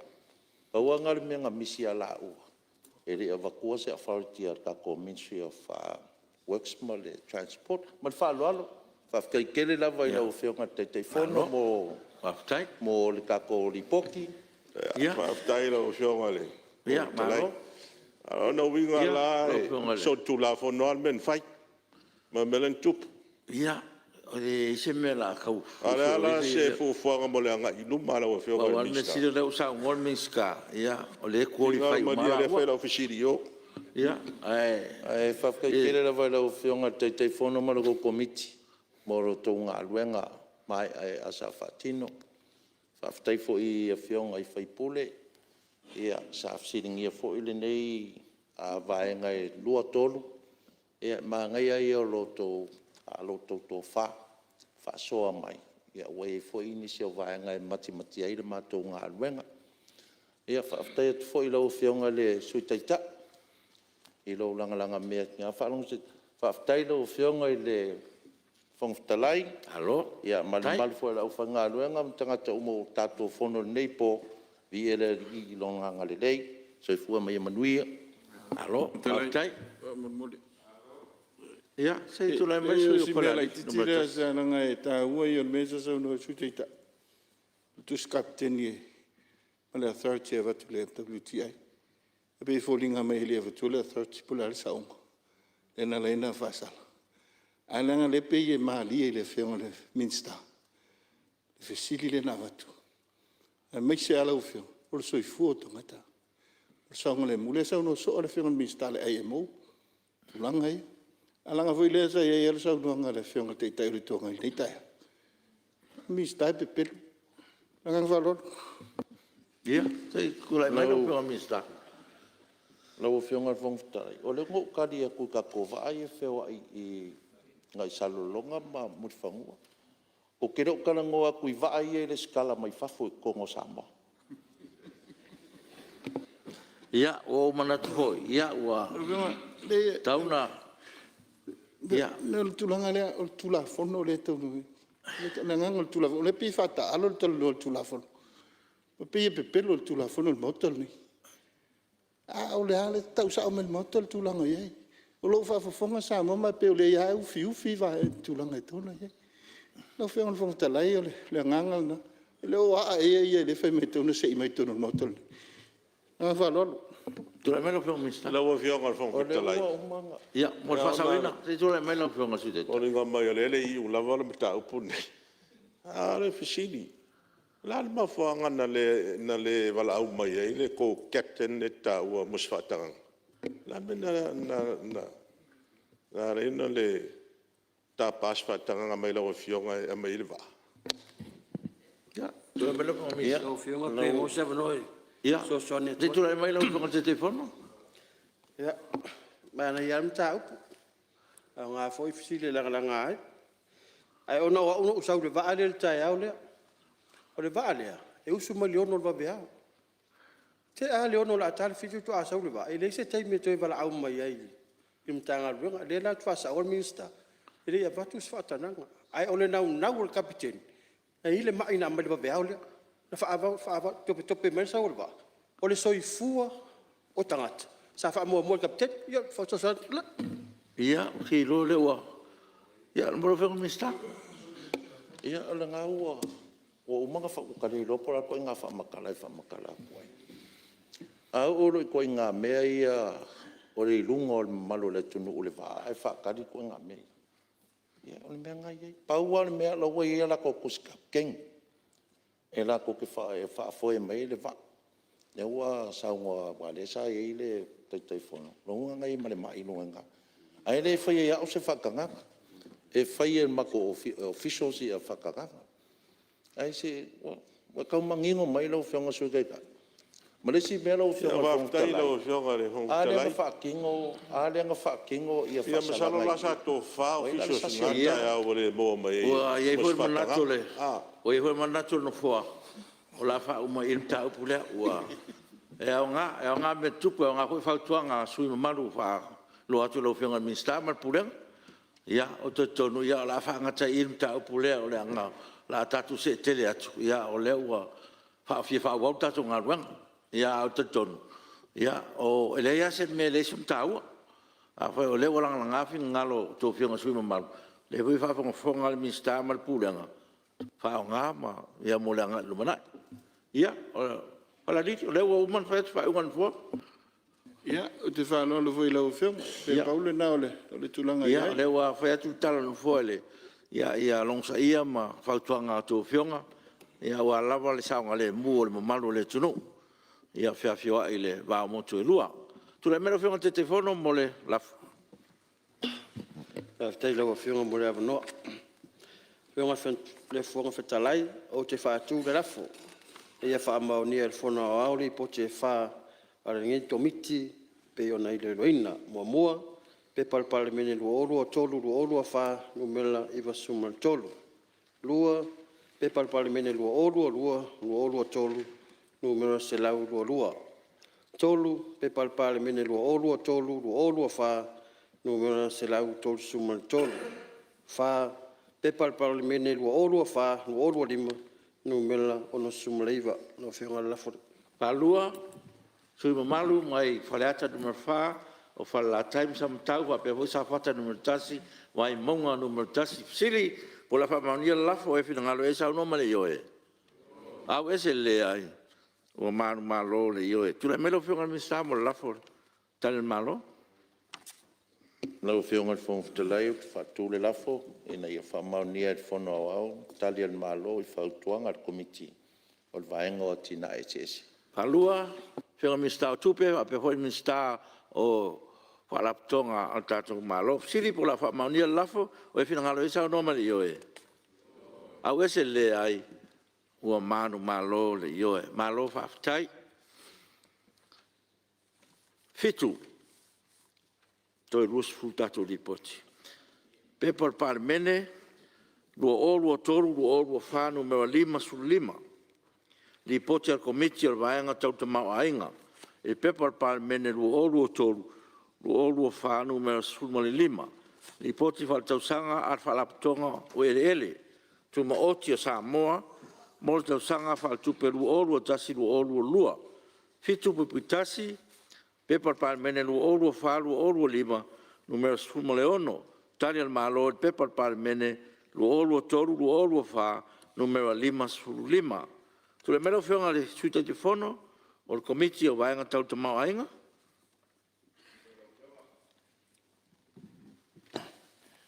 Rau whionga o te whonfte lai uti whātu le lafo. Ina e whauta ngia le whona wao. Li poti o le komiti o vaenga tau te mau ainga o lo tu ina tuai ana sani dinga whautuanga mai ngā whongo. Lafo le lau whio. Alua, e sui malu, mai whale alili, numero 2, pe hoi whasal ang numero 2, ali pata I tupa I lunga. Siri po la wha maunia lafo, oi whina ngaru e sao no mane ioe. Au ese le ai, ua manu malo le ioe. Ta parau whina ngani min staff I te tonu, mo le whaaputonga, e le tumauti. Na whionga whonwhitalai. O te whātūri lafu ina ia whautangia le whono au tali al malo I whautuanga al komiti o le waenga tau le tamau ainga. Palua, le whionga I le Minister of Sotainga, whapea I le Minister o Pisinesi, Maala Manuia. Siri pura wha maunia lafo e whina ngaru e sao noma le ioe. Au ese le ai, ua manu malo le ioe. Ia o lewa mai whautangia whono au li poti al komiti, me ona o whailo atu, ia whapefo Italia al malo. Ia o lea none stasi sui pia sau sau noa, tātou li poti al komiti, e le tumaoti.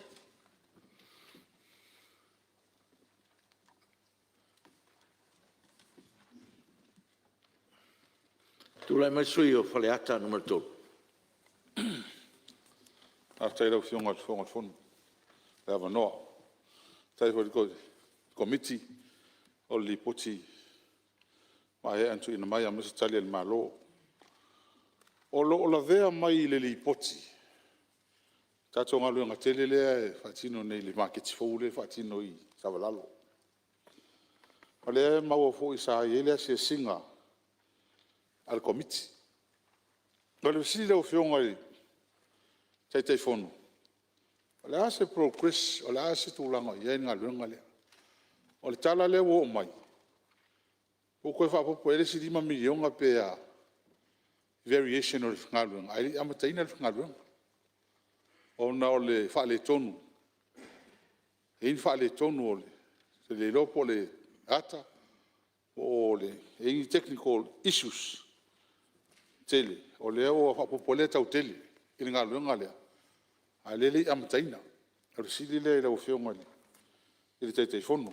Lona lua. O le vaenga lea I awala. E mail tau whautuanga.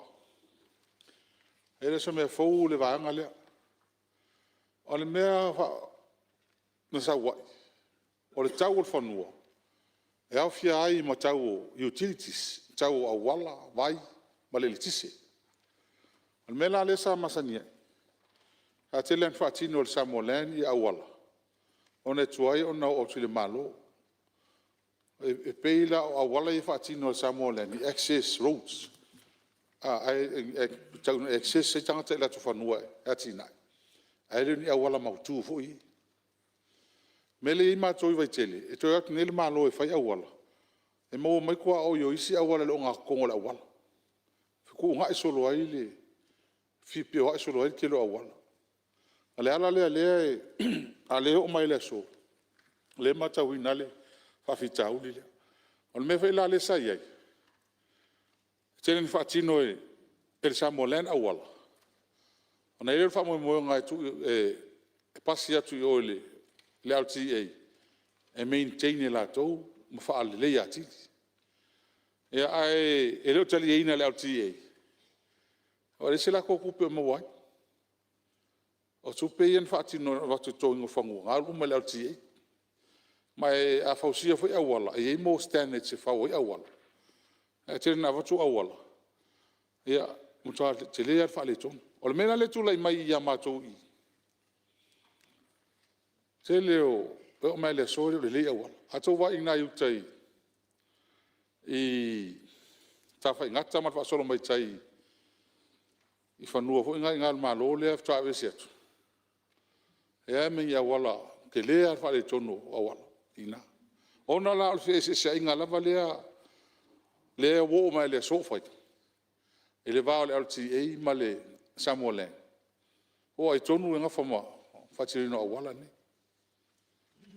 ai o le wo mai le fa tu ngar komiti e ale fo ele o manino ma tale le malo e il fatino ina tonu o ai tonu le atu e fatino awal a fai o le to tongi fa nuo tangata ya fi ai matau o awala e tise ma le vai o lona winga e tau na fa mautu mene e ale le umana fai o na tangata la to fa nuo e ai umi este mi o mele so le fatino awala wa nga ye tau wa sa pisa ho le vai e fa tai o le wo pi wo singa mali le vai awai e te tau wa nei se vai nga tutino le malo irresponsible ma costs o meni e le fa pe o le company viable company o le po o le LTA on va pe le o la toi e nga fa o mo fa tino wa nga ia e fa tai o le o to e la nga committee ia e tau onto e tanga i wawe aile ia mtanga luenga mar Samolan ia e maisela ia o tu fat singa folo we nei ia ma mesa i fanua le malo e ia lo polpolenga fanua ia o le tu fat tasi fanua o le atunu o fanua le malo ia awai fanua le malo ia manino lava le fa nga yoi fa business ia o fanua o le tunu ia o vaenga ia le o yai le po le nga foi le po malu mautu a fai o mautu ia o me tau le o me bito sili le ona tau e so samo ia tono lo tanga yai le mtanga renga ia vaenga wa sa la nga foi la ula unga fala o tele ina ua wel fi ngalo le malo tu na i fanua a me se i fanua ia fa la ia fai o malu pui pui ia e nga ona to tanga i pe ia le komiti vai nga ia ona silia ki mamla mal falo lava malo partai ia taro le tato tau mo tato te malo lo le fiafi ia le la fatati eset ngalo ngal fono wao mo le malo long tato te di mai fa wao sa no ngal ne so mal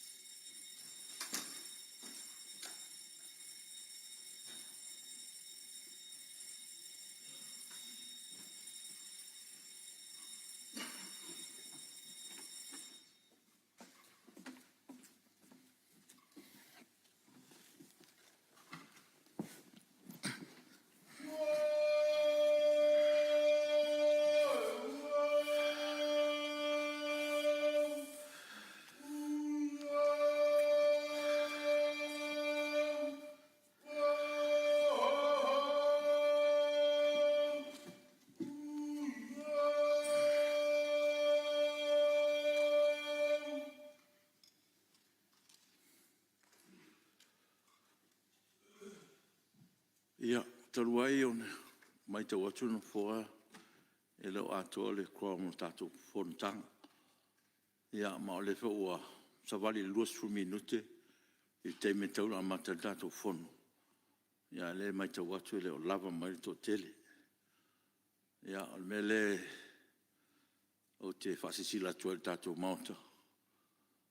O le a to tolo tatou fontanga e tulai valuna nei e tu samal tatou lafo a le a tatou malo lo nei taimi ona e le o atoa le numera foi numera e tauna amta di tatou fontanga. Au fion me te palpe so fina. Whaftai lau whiunga le whungstalai, e o te manata tau a hui whapea. E ro foi po whawhaing tauna fitu na i nisi o fuafuanga whaipuli. I le to e suino le tatou teimi. Ia, ai tau si e ewa no mai mo le afiaf. Whaftai. Ia, o le a whatati ese ia ngalwenga le fono au mo le i tu lai valu le fiafiana nei to e whao i tatou ngalwenga.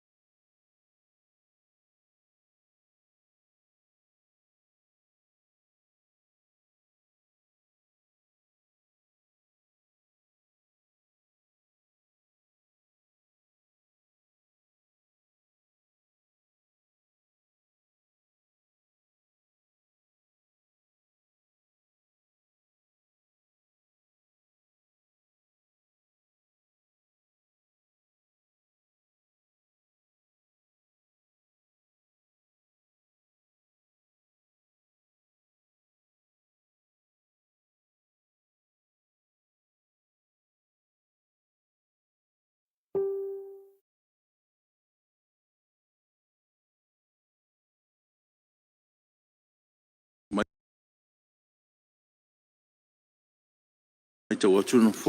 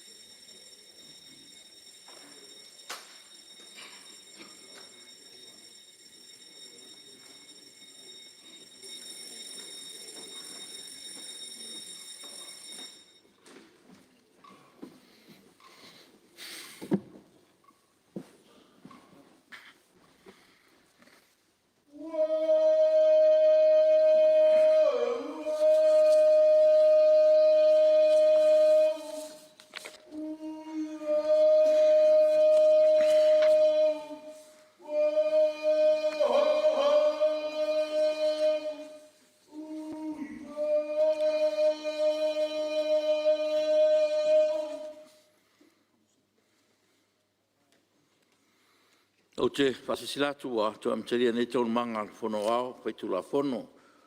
Ha malole on sai. Wai o tātou mautara ni fiafi. E whatati ese tātou ngā ruanga mon marolonga ua mai asa noanga le. Sus whono mo whaleata numero tolu. Ia o le abnone mo stase sui whono fi sao noa. Ia, tule mele. Sui te tai le tua ngai po. Lo whio sui malo ano ama a numero lua. Tai mo le avanoa le whionga le whawhitalai. Ia mo hoi ne avanoa e mo le atoaina i manatu pu e tu sai mali poti. Ona le taua tero nei li poti ua talno ina nei tu la le fiafi. Ai mo mua na mo le atu whawhitai le. Whaalo alo hoi alo whionga ma le ofisa o leo ua tani hoi le sua ma mo swasiringa manosi. E whionga i sui manu al mota. Mano whawhitai. Ma tau ina li poti a le Sala Si, Samoa Corporation. O lo o lei e le tūlanga se le ni o lo maua i uta le malai tā polo lo ilalo le whalapotonga nei. Mai o le mata watu pe ia le ausia le afa miliona tausang. Le vai ua mata wina e eina i vaenga o wha leia.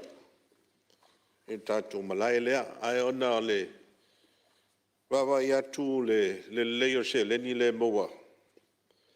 E whautuanga e tau ona to e investi si se le ni ma istupe e wha leia atili i le atina e lea. Ona le se le ni lo mo mai ai e le matawina e tau ona to e whapopo nisi tā wali tā polo. Pe e matawina hoi da se singa uta ia oa whalanga ina te lo istawa tuai. E mo iala e inta nai tawa le fou ia na mai le i mautele atu. Ia matawina e le lavao. O ni ta wale a misala mo meo pea whai tau vanga. Oa o tūlanga ia o lo mo e tupe le leia le. An whaaputonga. Ia wala mai le tātou malai ta alo lea. Mai e hoi manisi vaenga le malai e tau no to e wha leia atili. E le asiase i uta ia matawina e o lesi whale lea e pito i lalo. E le alo ia isa ia se whale ainga. Ia pe ua whaisi umi ona tatia e le o whaonga ina pe lisina. Ia wasi tupe mo whaupopo le tātou malai tā polo. Le siri atoai ona e o le tā ua ia malai e tono lipoti. A po le ase tūlanga o iai ia le ia tātou lea vaenga le tātou atinae. O eise fuafuanga e toi lisi atu. Ia po eise si fuafuanga le tātou whalapo tonga. E whaonga i lea vaenga le tātou malai tā polo. O le whanua le tā ua lea sa leo tā ua tono lipoti.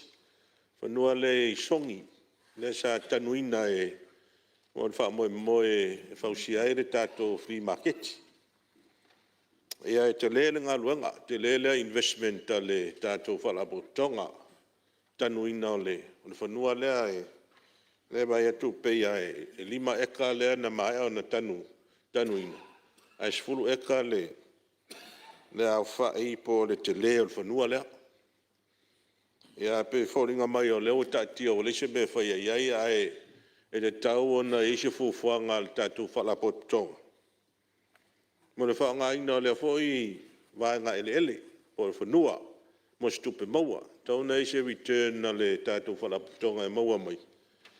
E le whanua lena tanuina i songi. Wa e le titi tupe le tātou whalapotonga nānu. E le tāpe na ina o le whanua leo. Mo le fausia ina o le flea market pe tai o lewa to e sui mai ele whainga malo ina watu lai mai le to whainga malo le nai tu e a lewa to e sui mai e la si mai e na fausia i savalalo e mesa e tu langa tu ai sai ai le flea market e a pe fo ona siringia le sui o whaleata tonu E le tūlanga le wha solo ngain ka luenga le I Savalalo le free market I lea. Wa te le so soani al malo New Zealand. O le na o mai so soani tau tupe. Le na o mai wha tuai le market I lea. E pe matau atu se vai taimi. Va ai atu iai pe sa to ai al ngā luenga lea. E pe fōlinga mai ina le tau mawhainga o le whaavai o le whale. Wa le sa mai tau ina. Ia pe o onge me o sua sami ngā sa ila rui. I le mea nao lo tau whai e whatu ai le lo na winga. Pe fōlinga mai te lea nei whare tonu nei ina. Ia po lea se whamani nonga o le tūlanga. Ia I le tūlanga o le whaavai wa tau na mautū le le whaavai. O ngā ruenga lea pa whai o le onge ma le sami lo I lalo le I le tūlanga lo whausia ai I le tātou ngā ruenga lea. Ia wane tūla I mai se whawhita auti. Pea mai ma le anga I lumana I awa le free market e anga I ai le tele o tangata le tunu. Ia no e voi e whaitawai o loa le au whai free market. Ia ta ua fo lato sanga le mu o ne yeini fa fitau le tu le mai pe mai ana fausia le ngaro tele lea ia lo fionga fo fitalai na pau ia nei mta o po fia pa iai sta talanga fa tai mo le no Alo, tai mole. Sa long wa ho tato le potio el tumoto tato malo. Ia tu le mai le su tumotai wala to sipo. After mo no matter one no after for ile. Te fono mal committee ia fa pe fo itali watu ina mai la lato li poti. Ai o se fesili anga I le fautuanga mua. Lea wa ile tali ale malo ile faanga ina lea le fainga fo lea le International Finance Reporting System IFRS. Lea ua whaangaina nei loa el tato whaalapo tutonga. Awa mō le whainga lato tala whaaltupe o lau whesili. O le ala lea fianga I tupe mauan whaalapo tutonga. O suinga ia ua whai ei nei. Le ua tape nai nei la lato tala tupe. A oa fo ini a fianga ia lato tupe whaalu. E fia ni tupe maua ua whaapopo ai. Ai pe iei fo ini tupe whaalua pa u. Taru ele whaanga ina o le vaenga, o le whainga fau lea. O lona lua. O le maita watu I le fautuanga lona lua lea. I le tuina tu lea, I le pūlenga o whera awa inga lau ele le tausia le lea o wala. Maintenance. Aulo tali mai le maa loe whaapea. I tūlanga lea. E ao lava ona tape na ina ele ona le whanua. Ia le awala mo le whaongaina e lātou o whaamatu atu I se whanua le Property Act law. Tatia la ia whanua al malo le e whaapea e o le a whaangai oi pea le tātou whaalapotutonga le construction po le whausia o awala. Ai whaafewhea ia whanua fo ia sa whaatawina tangata taito o tasi. I te tonua I nei le tauranga, lea ona whaongaina lea e se vaenga o le tunu. Le ei le tele o awala ia wa iai I te tonua le tauranga. O wa le ao o nei ina toe mana o whai awala I wa leanga, ai whapea mai ia le pūlenga whilaua inga. Lea I ona matawhai o ia na e ona le whanua. O la tau e whale leia. Pele o iei se vaenga a ua umalo ona construct ia le awala lea ua wia ia whanua ia ua whaatau e nai tangata. Mantua lau tele o tangata nei. Ua leo to iei le ona whanua. Le ua whaamatu o atu I tangata to a tele manu nofo ai. Ona taatia ia leo le awala le anga ia lea wala e whaatatali. E pe toi sau ia le ona whanua na whaatauina. E toi whai whaale lei. O la ofesili le nā pele ai se vaenga e te tau ai ona fesoasoa ni mai I el tato LTA. la tau te maintaining anoa awala ia lea ua alu I tutonu I vaenga I o whanua ua whaatau inatu. Wa lea la ua whai mai whautuanga lea. A o olo wa umana construct ia le awala le tātou whalaputonga. Wa asset loa le malo. Le awa o tātou lava whanua. Lea I whamatu umalisi inatu. Ai whawhewhea la I whanua I tua lea sa whaatau inatu. E tangata taito tasi.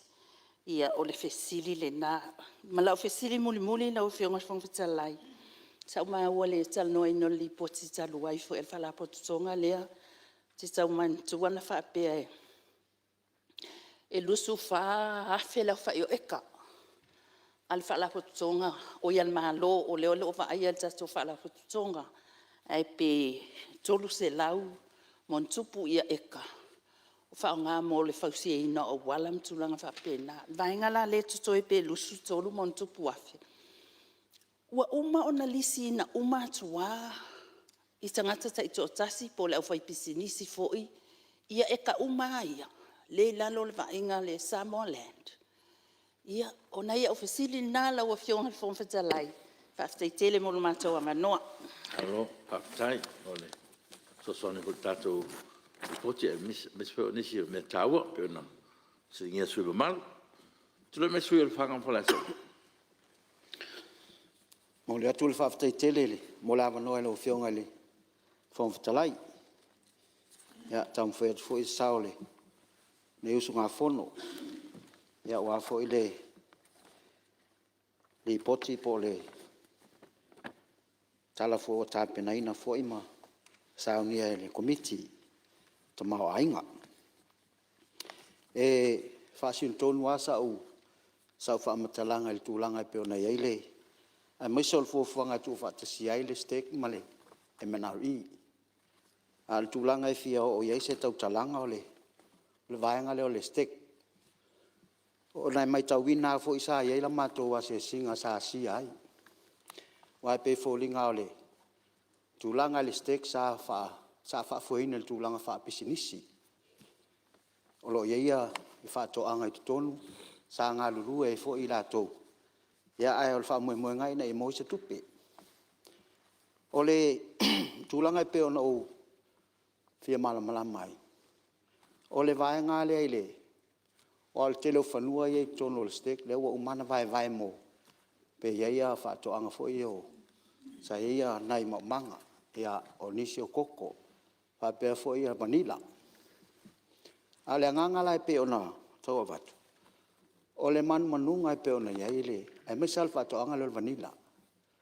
Ona le Vanilla ia e maua. E le tau ngofie. Anu tua tau ngutaha. O tono Amerika ia o le matua te lea al tupe mauai. A le pe o le o maua le o se. O se ata mai o e o lo ngā lulue. O le ala leo le ato le o lea. E mafuona o ta ua le. Au whionga le whongwhitalai. Ia maria ro whionga supermarket se. Tu le mera whionga mista. Whaatai le whionga whongwhitalai e whaatala whatuile. Nei tūla le fiafia e nau tūla I atula o whionga le whongwhitalai. Ono le lipoti el salasi le tal noina. A tonu sosoni atuai le sui. Ia o le sei mai a ona o mai te tonu le tātou pale mene le lipoti el steak. Ia ona whetau I tonu le ia vaenga ia o saunua iai a le lipoti el whalapo tongo ele. Tuma o te le tātou malopo le Samoaland Corporation le iai ele le tātou steak. Mulmul, tai. Oi, ia. Lau whionga supermarket pe. Le whaelo mai mista o. Por sa o ele o le sa o ngalau whionga supermarket. Ia o le alau te ala tua fa pe fu ai o le whainga o isili poti al fa tasi al fa. Ia leo vai tua le vai mai. Ia ai uidea. Ia la atu e fa tali se eise taimi ona. Tua e va tua ile ole. Ia malo pa tai. Ai lava. Ia tu le mai sui o pala time sam tau. Ai lo whionga le. O whetalai mo le amanoa. Tu lai atu nei sui sfono e. Fai se sao I le poti tāua tēnā komite pe ona lau liwina le pān mene.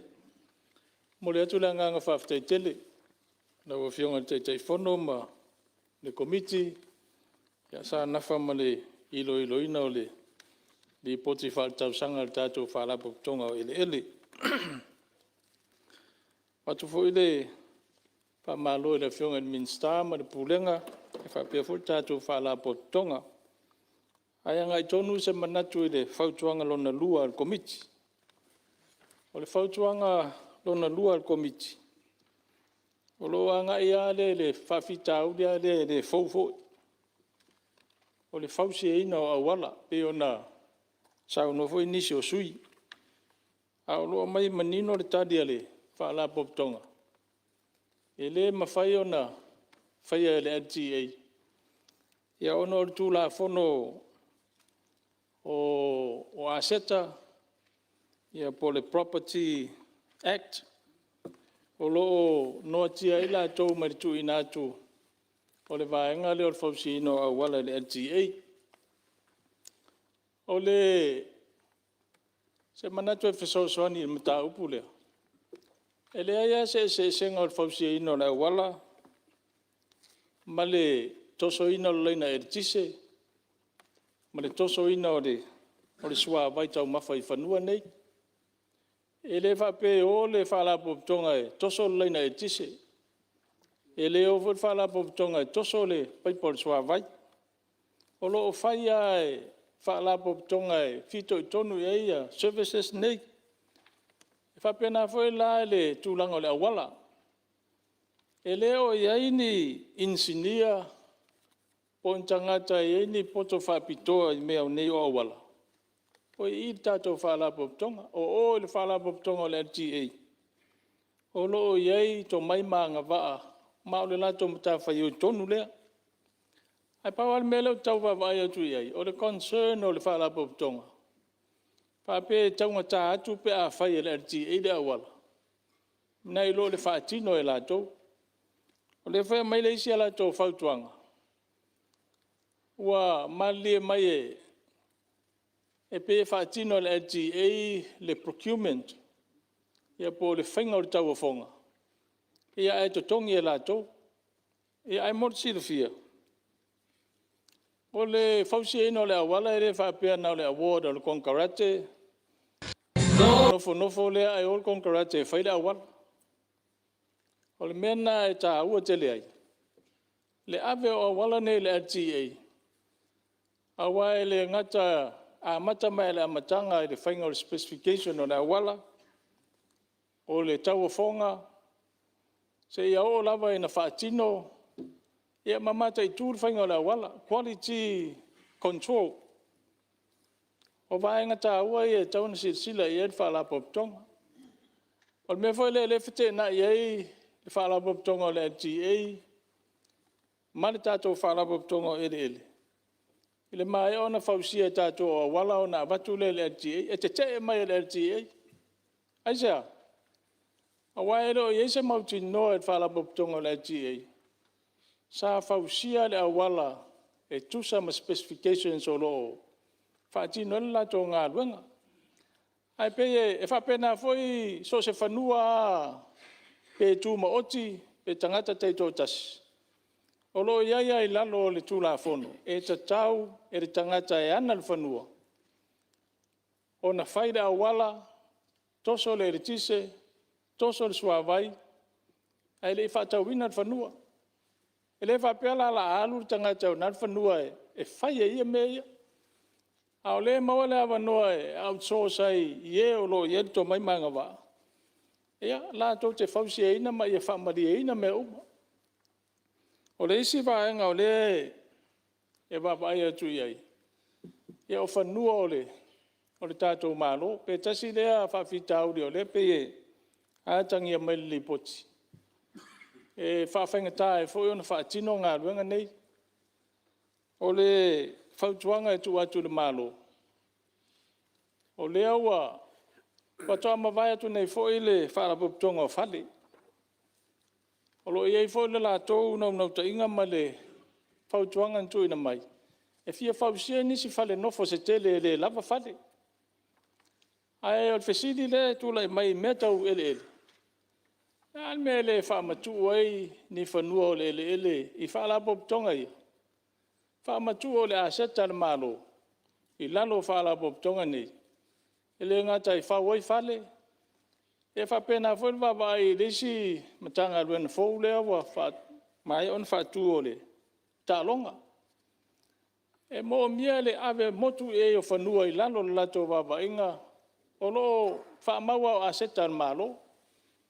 Awa mai lesi matanga luenga lesi matanga luenga po lesi fala boptonga lesi fala boptonga ole aseta malo ai feso son tele na fainga ina ia tu iti ai le tau awa mafaiona nga lulu e fatasi matanga luenga fala boptonga malo le fainga na ia ole am fai fona ole le fala boptonga fale ia fale se tau tau ngofie ia ma tau ngofie e foi le rente no foi tangata pa pena foi fainga le awala pe yo se tu alalo na ma se fautuanga ne foi tu malo ia fata o te le ai le mata upo pe on tu lai mai ona le ai mai tauina e le fou le nei fa fitau e fetoso ina fa fitau le nei o awala ia ai o se sosani na ne tu malo pe a tu sai mal finangalo malo ia ina ia fo ia nei fa fitau ia manu telele tato fontanga Alo, partai. Sa no la opción se mal. Si tu le melo opción al territorio.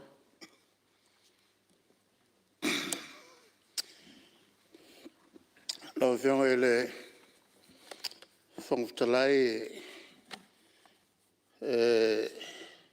fia fale foi se manatu. Ele li poti le nei o le tulanga le au mai I a wala le sa no le sui foto a mavai atu nei o le tulafono le o lo iai o le tatou malo apply a I tangata I tua po o le malo fo po se fala po tanga a fai eni ele fia vai e vai a la tuana ele a le fatau inatu e tangata te to tas ele ai la se me fa pito mo malo a le malo ona fa pele fa pea e la fa la portonga a umalo ia ona lo tolo le malo e fai le wala ma fai si mele fai ale very common sense stuff umalo ia vai ia ele o fa malia ina ia le tula for o le fa wina la fa le o wala ma le serving no tangata nei o melna malo ton fai very common sense e va pele a tua ile vala poptonga wo moku ele tangata o le responsibility na malo ton fai lo wen el tawan la fo el malo e o fai fa le LTA ma provide tu pe nei palmene e va tu fai ai tangata le tu no la lua o le tulanga lea tatou te talanoai ele ia songi o mana pasia le tulafono tatou motal nei e solo iai le tulafono lea na le adverse possession law le lo poi le fenga malo ya so le vanga mai nga kula fongo fa vale nga mai o milano no fosse tangata il fanua le tangata ona velo le mo fanua ma watele ai nga o mafatia ile tula fono le lono wingo o man fai le pasia le palmele le nei ia le tulafono solo iai le tulafono na o lolo winga ele se mea le ato la foi o te vai i songi pe ako e kasi le ainga nga iai a wo e se umainga la wo relocate i utai e whanua le malo e ta whaingata ala no winga la ala o matau le si ainga le nai no fwai pe o se ainga fo ile o nai wha o ngai whaima leo po o le tūna na e a fiai i a whanua o mia sa loto e a fiai fo i ma whanua le malo sa no fo i a wha sol tu la fono e nisi o no o a fia umai a ele a tu la fono le na pasi e tono el palmene nei e solo ia le tu la fono na o level na ia a umilona no fo fanua les o te ia o ta o lo fanua o le vanga le la vo fianga ile fon salai ma le malmot e le tato ele le o fausia le flea market o le so sani ne New Zealand fai si leva na o mai o na fautuaina lea e ave tua ele lea o manutanu e fausia na le flea market e le fifia ia New Zealand e mga o ku le mele e ku ngei tau fi le mato foi fenga malo e tau fa vanga le na mo se si faltelo il malo ai mai se o le e luma fale mai le awala e kau anga koe fa lo kele le awala fai sin la vai tio i le vanga le ai o le na tu si fo iata e fai si faltelo il malo la o mo mio se si faltelo il malo o le lava tape ia nisi o tangalo ngal malo ai peta fina mai anu sila avat folta tu fina u tatia e lo fa pena ale la vai atu a sao al melam la e ni sila ai ole mesa tonu foi sa tonu ave tua ele le o ma na tanu maurunga ele tato malo io kirilo ia ile lunga pe alo lua kula ia kusa si malo e fale kongu i fe malanga ina i yon ko kale pesele ba mo waina selen lo fiong al fong tlai ia si fengata le sa fsilingia le fausanga mo meo o le fale le wene o te le tau mai lua i tua ngā fausanga o fale o fausanga e whalangolango i lunga mo meo pou e tu i le lo i ti e i lunga o se papa ona whawai i lole o le faltele po o le tūlanga o ele whapea e a fo e reclaim tele ina le se papa i lalo ona le whaunga lole o le awala le da e whaunga le floating bases e o pepea o le pepea la na polea le malosio o le lulu al mafui e le mafai o na ngoto i le lol fale o le whainga na le whai el whanga whaleo no lea na fausia saina ai la folina ato mata tu la no fale ia e sau TV fonga fale se lau nga angi ale o mafu e vai ku como foi la lo feo ki mai makaka fale na lo na winga la fau longa le e tu longa po ala winga le pe po ele o tu longa o se papa ma ngoko lo ilalo la le ka makia il mele o kupu Musalo nga whakamana le whainga o pekinga ia. Ai aku le lopo mea nga le wailonge. E le se me kuwai winga la o sui le a fo el whawai fale. Ai le tulanga na lau whionga whoftalai. O tue ngā whausanga e whawai ai i al whausi o whare umba i le lalolangi au whia me tātou. A whaila o si, e te tau na whisili pe mafu e sa. O na mea whanina lea na tupu i whalwhaka whaleono lea le, o le Development Bank.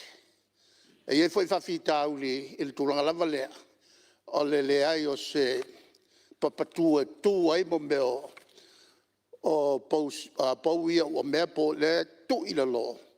E ti e ai le whalwhaka whale. Na whionga whoftalai ia, o nai manatu na i le mita upu nei peo na langa. Alo, ai, alo mole. Tauranga? Marama po i tu ai ngā whausanga whare se ese. Ia, māloa, papatai. Ia, tūlai mai se. Tase sui, lo amanoa tātou. Mauta? Ia, o le o ke lo, marama o malawa, tātou mauta. Ia, tūlai mai sui whale ali numatas.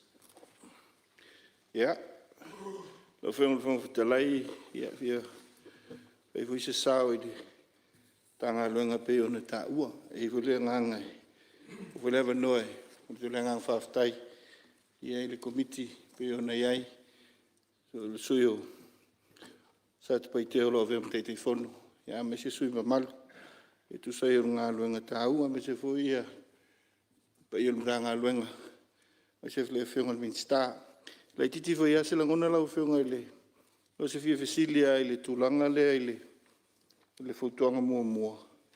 Po le mele o se software, wile le finance software, mo le vainga o tusi tūlanga.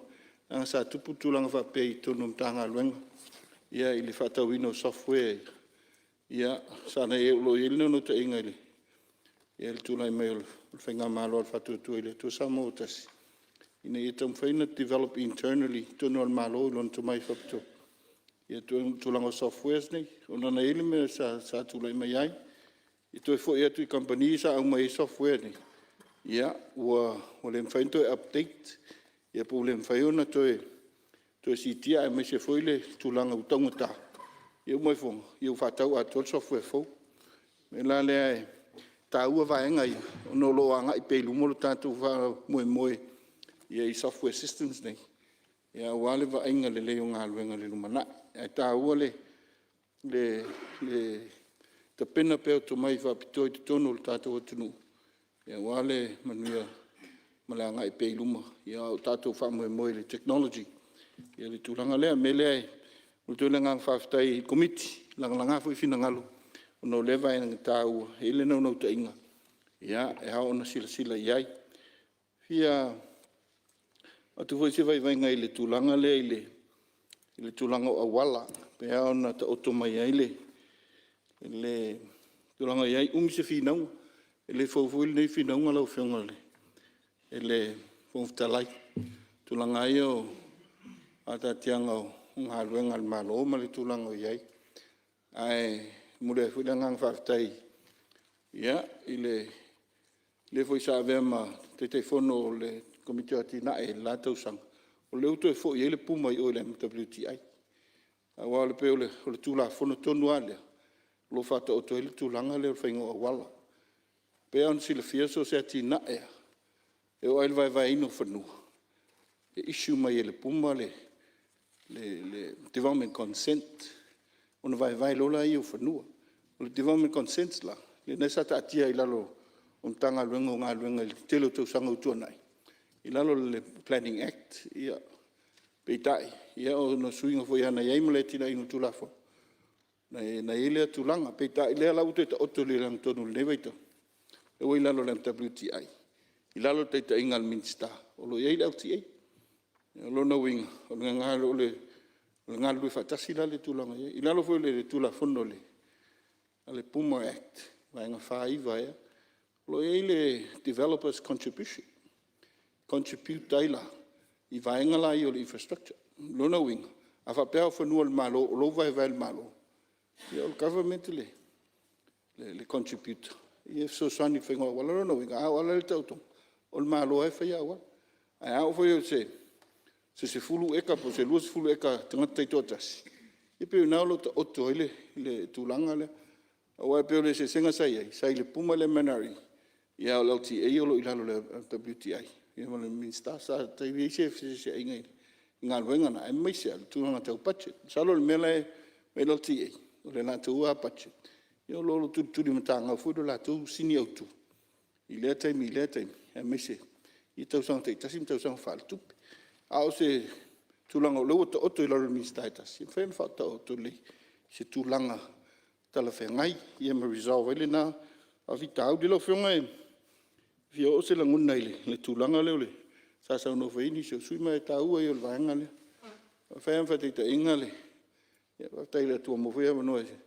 Nga lua i tanga longa so ta inga. A ti tilo i returns ma tupe maua mtanga longa. O le nei mtanga longa le titian tupe maua. Se wanga nama i le regulator. Pe ta ia so o sa moe i towers. Au tupe o towers na. Tupe o lisi na. Olo gain ele revenue. Aisho mtanga lunga. Elo reflecti lalo mtanga lunga o le eonga le industry la. Olo whapena foi peon sau no ele sui whalatai. Pena foi whanua lo iai a wala. Piwai na olo whtena inga. Al whaingo fiei o le whatatianga o le vainga. Le revenue ma le tūlanga tau i tau na reflect the industry. Olo ngalua ina i whanua. It doesn't o le pe o reflect i lalo revenue le manari o na alu le lungo le lato o le lato wa budgeting i va ingol tu langale ai lo reflect the lady i ngā luenga le industry le fonfitsalai le winga le lo fem Maria lo fem se mapse tu le bere fem minsta After I love from Fitalai, uno le foi, o le ai tau fai mau atu pola tonu le vaenga le finangalo i le sui mal. Ai pe tau mai tau ato, o le tau pule i lisio ele ia o vaenga o le tangal venga leo, o ele mfonga whanua, o le vaenga le sai ele menai, ai le o le tatu salasi, a tonu o vaenga le fito i tonu i le vaenga le saunoi, le whatinonga o lisi ia ma revenue e alu iei. Ia ese ava le vaenga le ala iona whaia lisi lalo le tanga luenga o. Lewa iei ne ele mfonga whanua. La toe whatino ina lisi ma whaia ia negotiations ma land owners. E tusa umala po se land owner o salasi po land owner o le ele malo. Ia po tatou whanua customary land i tono ainga. Ma le wharalafu. Tula masu maru palalini. Whaftai o lewa, whamawina le whinangalo, o le whiunga i le seseng o tangalu. Am tō hol tangalu ngale lewa venema. Mo neima la ngai lumana i lewa venema tangalu ngai lele. Mo ni ala li potiali. Le whiunga le whanwhetala. Ia, ma le sui maru tula imele whiunga minsta. Nei, ona o le li potialo talano ina lo whiunga whanwhetala. O le li poti whaltausanga ale salasi i le luafe, lua tasi, luafe, lua. Ele o le tanga luenga o ele mfuanga whanua o lala le tau ta i mai ia tau sisi pe i le lipoti le tau sanga whal tupe male pūlenga o le whala putonga ele tuma o te Samoa leo lo ia tai ia po mau mai sui malu le sa ia mau mau lo fem lo mau whaftai i le whiunga mista ia mo le family no o le alu tuana ale la un whala lili le alu lumana lo whiunga le Untalai, o sa tau anga o le nganga o le tūlanga le tau atu, which is o lo tono ngā luenga al salasi te mi tuana imal te mile. O le land news, whanga ina tau whanua, pe o le nganga le nā le tau atu, ina ia sila tuto ai le vaenga, mai le ngata i ngā luenga mtangalo. E tā ua fwoi, i mo ele al malo. O lo i le vaenga, ma le vaenga o le atunu. Ia i tūlanga tau atina. Pe lo watu whaalaua i tele, nauna lau tele, tūlanga o land news, pe tai. Ia, pe o lo manino o tuaise whea au i le sila i le tūlanga tal whengai. Nanga o tele o tinai, e pe ala o le popo mal koko. Tau whale tonu tuai a matou, ai le lei i ele o tua masanga, ma nga i ana, pe whapena, ia, ai hua whaumaise i ngona ole, nei tumalo i nei fiafi, nui e telefono. Paptai, ia paptai mole. Sui malu palalili mole. sa fo tu tatu di pot ia tu le me si tu le mal suio vai mo mo tas E mole le ngang whaftai lau whionga le whangtalai. Nei fwoi sui e whatau ai nā li poti a komiti. Tau fwoi utato i ai li poti a nei komiti e mole le ngang whaftai. Whionga te te whono i ai whapitoa i le whionga le mistai ona ntanga luenga. Mole fwoi le ngang whaftai ona le li poti matango whia wa mai. Whia nei sui pia vai atua umana i ai le opine le o kika. Nei la li poti wo pel mota i matua i langolangoina ma ave e fafi le famoamua le nei sui. Le nganga whaftai fo i lau whionga le whungtalai o maua o lo ieina i teo ngā tupe whawai taimi teo i bank. I o lo o maua i se ofisili atamai ma wa ai lumaini teo ngā tupe a wāl mtanga luenga. Mai tauina fo i le nei sui le tele o i tālafu. O lo ia il nem tanga luenga mo foi le nganga whaftai le ofisili mo pulenga o lo tua vanoa pe ma malu le atunu o lo lisina fanua ma fapenana ile o fa malusia ia au le ina ia itala al tula il ne sui o no le o lo afia ile ne tu malo o no le tu langa sa pa inga foi utonai sa talo ale ne tu malo i se tau ina ia fa pa u tau fanua ele ngata la o e o mainga e torsu le mafe ai o mainga o fanua fa le nganu ia pela le sa ave a foile stalo foi utu lai mai le fionga le min stamal nai tu fa mai atu lai mai ia la to e avatu lo fanua to e avatu to fanua mo to ele ia te talo la nei tu malo ia le utu lai mai le fionga le min sta ia pe ma fai ona fa pena se nganga na ia fa matu mai a ele yo le nei tu malo vai mo ina ia whapena na matou whaongaina matatau. O nā lo iei ele. E matou te tongina le torsu le mafe. Ia o nā vea lola ia ma ele whaaleanga nu. Ele ma whainto e whaatau sinara freehold land. A ela isi whanua ia lo o fuafua fo ele tatou whalaputukutonga. Mo le lisi ina. O inga e lisi a for life ha. Pe ela o te talo atu ila o whionga le Minster. Ina ia ma whaina to isi la sila ane wa manuia vai monga e manuia foi sata poala i ele o le tatou malo sa ile weskek ia le lau to ese weskek ia to fa foi mai ele o tu malo ne sa fa pena na ia o le nganga foi o le fianga foi le nesui ia ono o tu avanoa pe le mtanga wenga mal fala putonga ia tala fu na tangata i te tona market le foi ma ua ia nei ai tala fu fa pena o le nganga fa tailna ia pe o le pauna le talo la o fionga le whangtalai e mo le nganga le whaftai le nei li poti ona o le li poti le nei ia o le li poti o le luatasi lua e langolango ai ele nei tu malo le li poti ale komiti ia mesel te fono male tuina mai tono mot ona fontanga la fionga whangtalai ia tu le mea lo fionga te fono tari fo inisi fo tau oi malia ona lawa tu lai male suyo sale nganu motas fa pewa mai ia tu le mai Whaftai mo le avanoa, lava whionga le whangawhitalai. E le te le lava se langono le nei tu malo. Paua lea e whaftai lava whionga le te te whono. O i lava na whiliwhilia o e seisi tu langa mawalung. Ia lo ia i lava sulu tu mawa le tawa bea ia komiti whapale mene. Lava whionga le sui te te whono. Ia malau komiti mo le tawa veino tu langa fo i tau komiti whapale mene. Wane li poti. O le whautuanga lona lua le komiti. Whai tau atu ma le manino le taile le malo. I le vaenga whasu ma le fitu. Tu la whono. E aona tā pena i le ona le whanua po le landlord. Se awala mo le whaonga aina i nā tau e whaamatu i ei whanua. Ia o le popolenga le iei lo usui. Tu langa fo i lea o le te leo le eka. Ale tangata pe fatita inga wa uiona le whanua. Whaata watu sfu eka ta waka eka.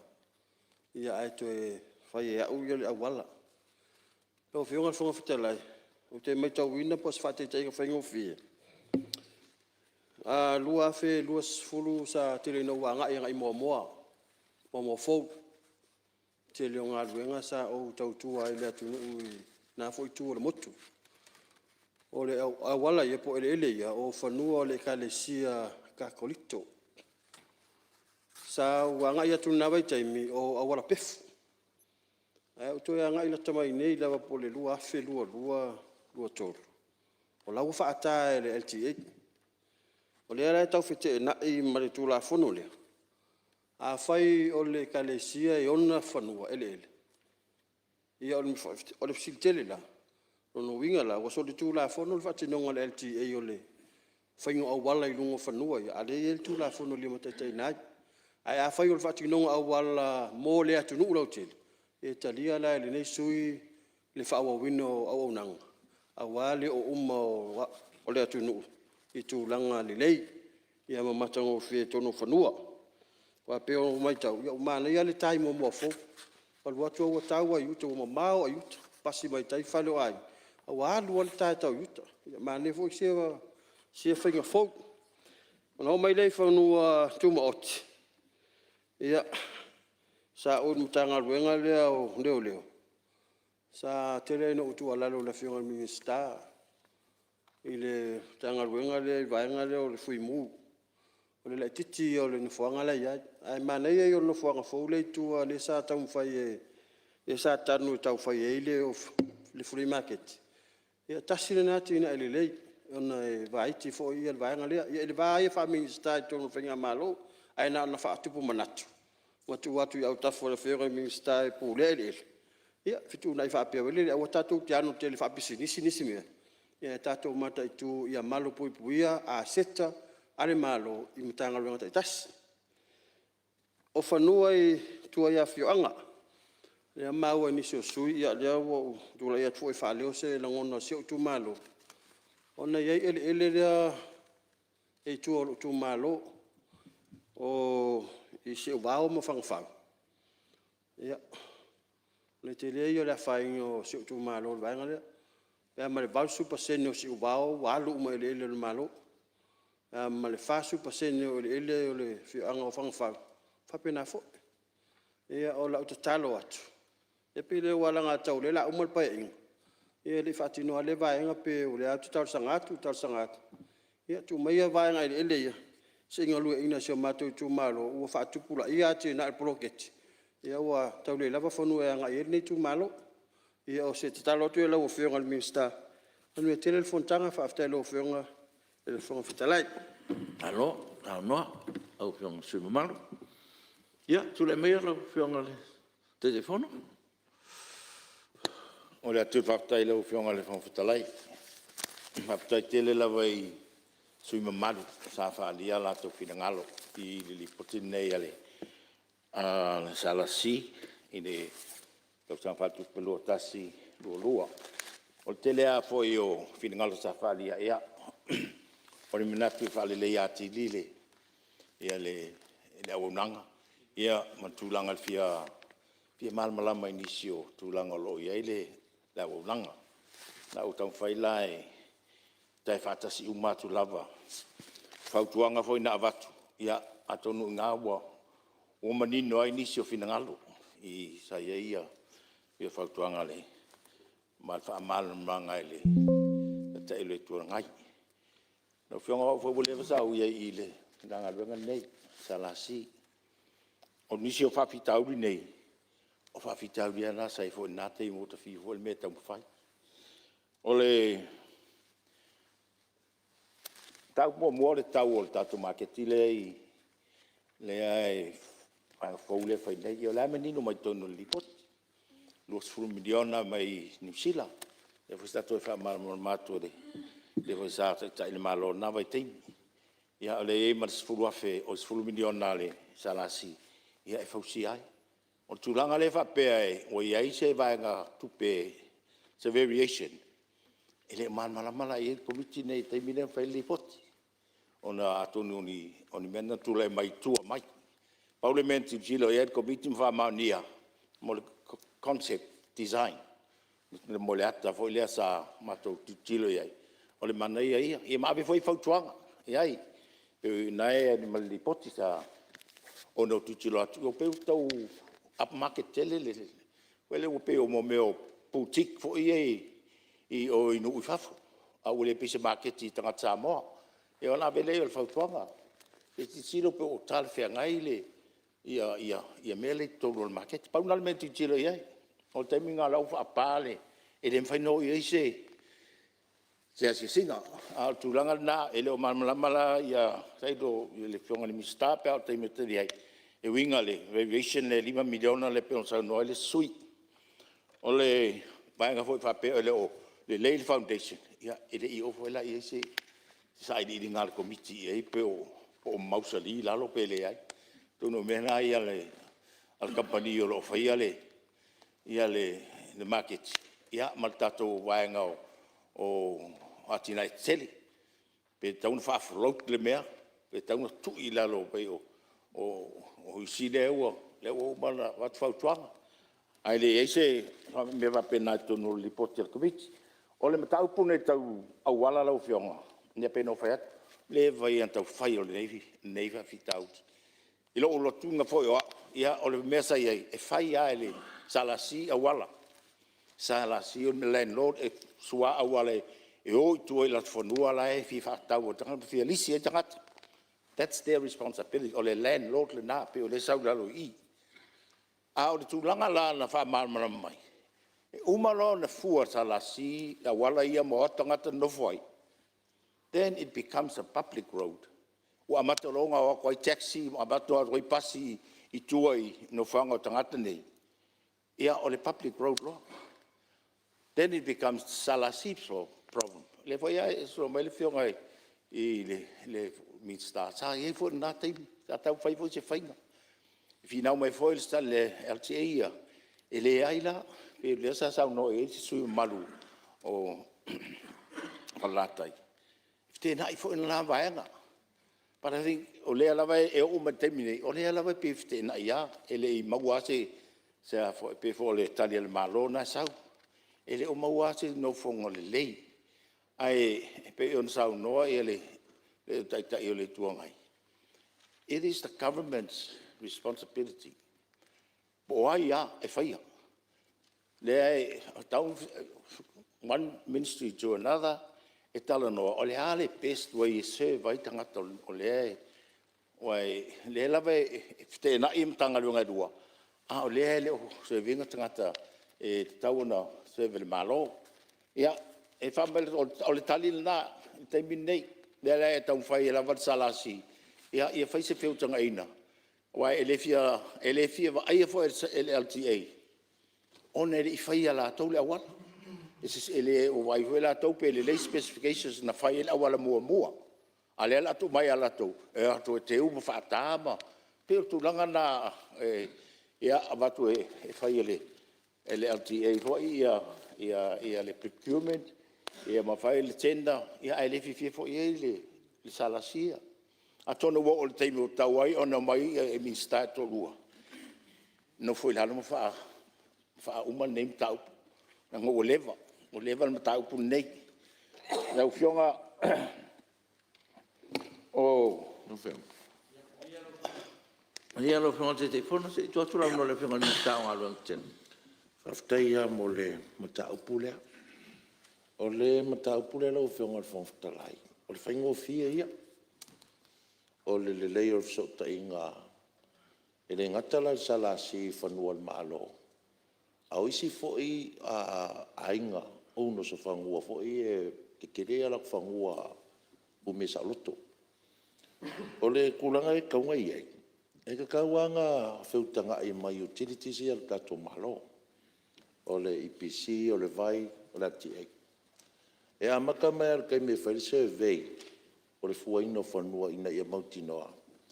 E reserves ale malo e whaka o koila ia utilities ia.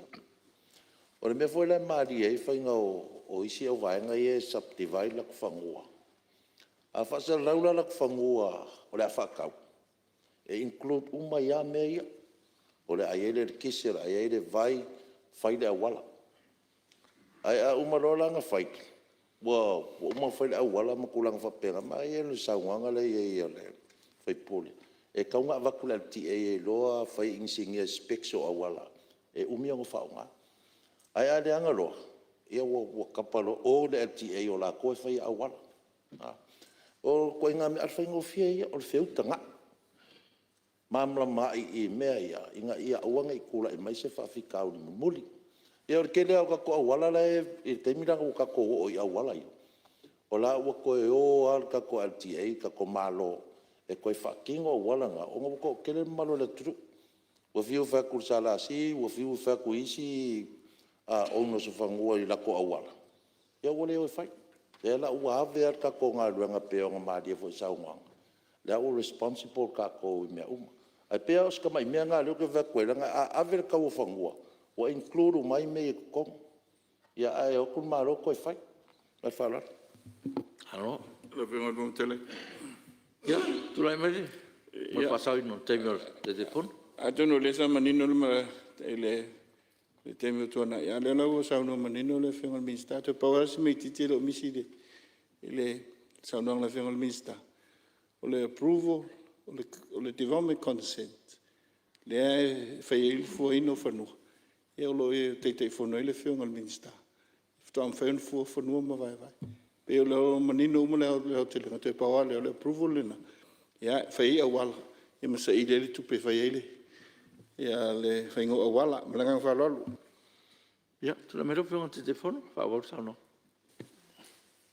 Lo fianga Ia, maria lau whionga te telefono, te Talai si mea ia. tai le tuanga. Ele tulanga ele mo se malienga minsta tolua. Ona avelole il capete fai lo il capete fai unga. La le paulna sto va popo. Ile va piola tu faua I minsta tolua e fai le la finauga. A olo e tulanga va pea. Al fai lo il capete il fai unga mal fai unga la tu mau. Ia, tula mero whionga te telefono. Whaftai, nā whiong, ia nā whautua atu reisi te whautuanga fo ea li poti nei. O e tati om tau pusa whaalia. O le tātou whalei o a se tātou mālo na uka ele mnai tāpolo. Ia o le māua ele tātou li poti ia sa whaatau ia tāwali fau. Ia ma whaafou uma, ia pāwhru musa tūlang whapena mai tele aisi ngā luanga sa whai. Ai ei lava le, e ale wear and tear o mene o malai tāpolo. Every day e whaongai tangata. Ia, tu atu lava le. Il tanga luanga mai whiunga mista, titi sila nei, nisi tūlango iai. Ia, ma whale a tiri ia. Ia umata tāwale, pito fia ia, tournament se whai. Ia, ola e lava tāwale. Tāwale tāpolo, tāua ia mengi o tāwale tāpolo. Whale inga o le fo ia seta. Ole, Io e mesi. Ia, ua o walpeina na saunoanga alau whionga le. Te telefono, te loa, ua langa leo tonu tātou taimi malolo, tu sol tātou lafo. Ia, a em natu, ia, le a whaamai a saunoanga alau whionga. Ia, pēr tātou ule lofo le tua e ulia le asua tai au mo tātou ngā ruenga. Me le maloa, whaftai mo le saunoanga. Ia, malo le usfono nei ia fiafi malo tatou palemene o le tatou taunu ma tatou te manava tu sol tatou lafo fa malo lava le onsai tatou tau si ele aso tai le lofo le tua fa malo fo ima fa tai atu tapo inga fa lulunga tanga renga fa la tontu mo tatou malo ia malo ale onsai si sila fa fon tapo sa mo yon tulanga fa langia ia fa malo tapo fa tai talo Ia lo fangere tua whainga marolonga I nei po, a tātou te rei tol po, ta sangatu sus fono whasalanga na manolua, sa o nis tātou tālo whai ua tātou fono.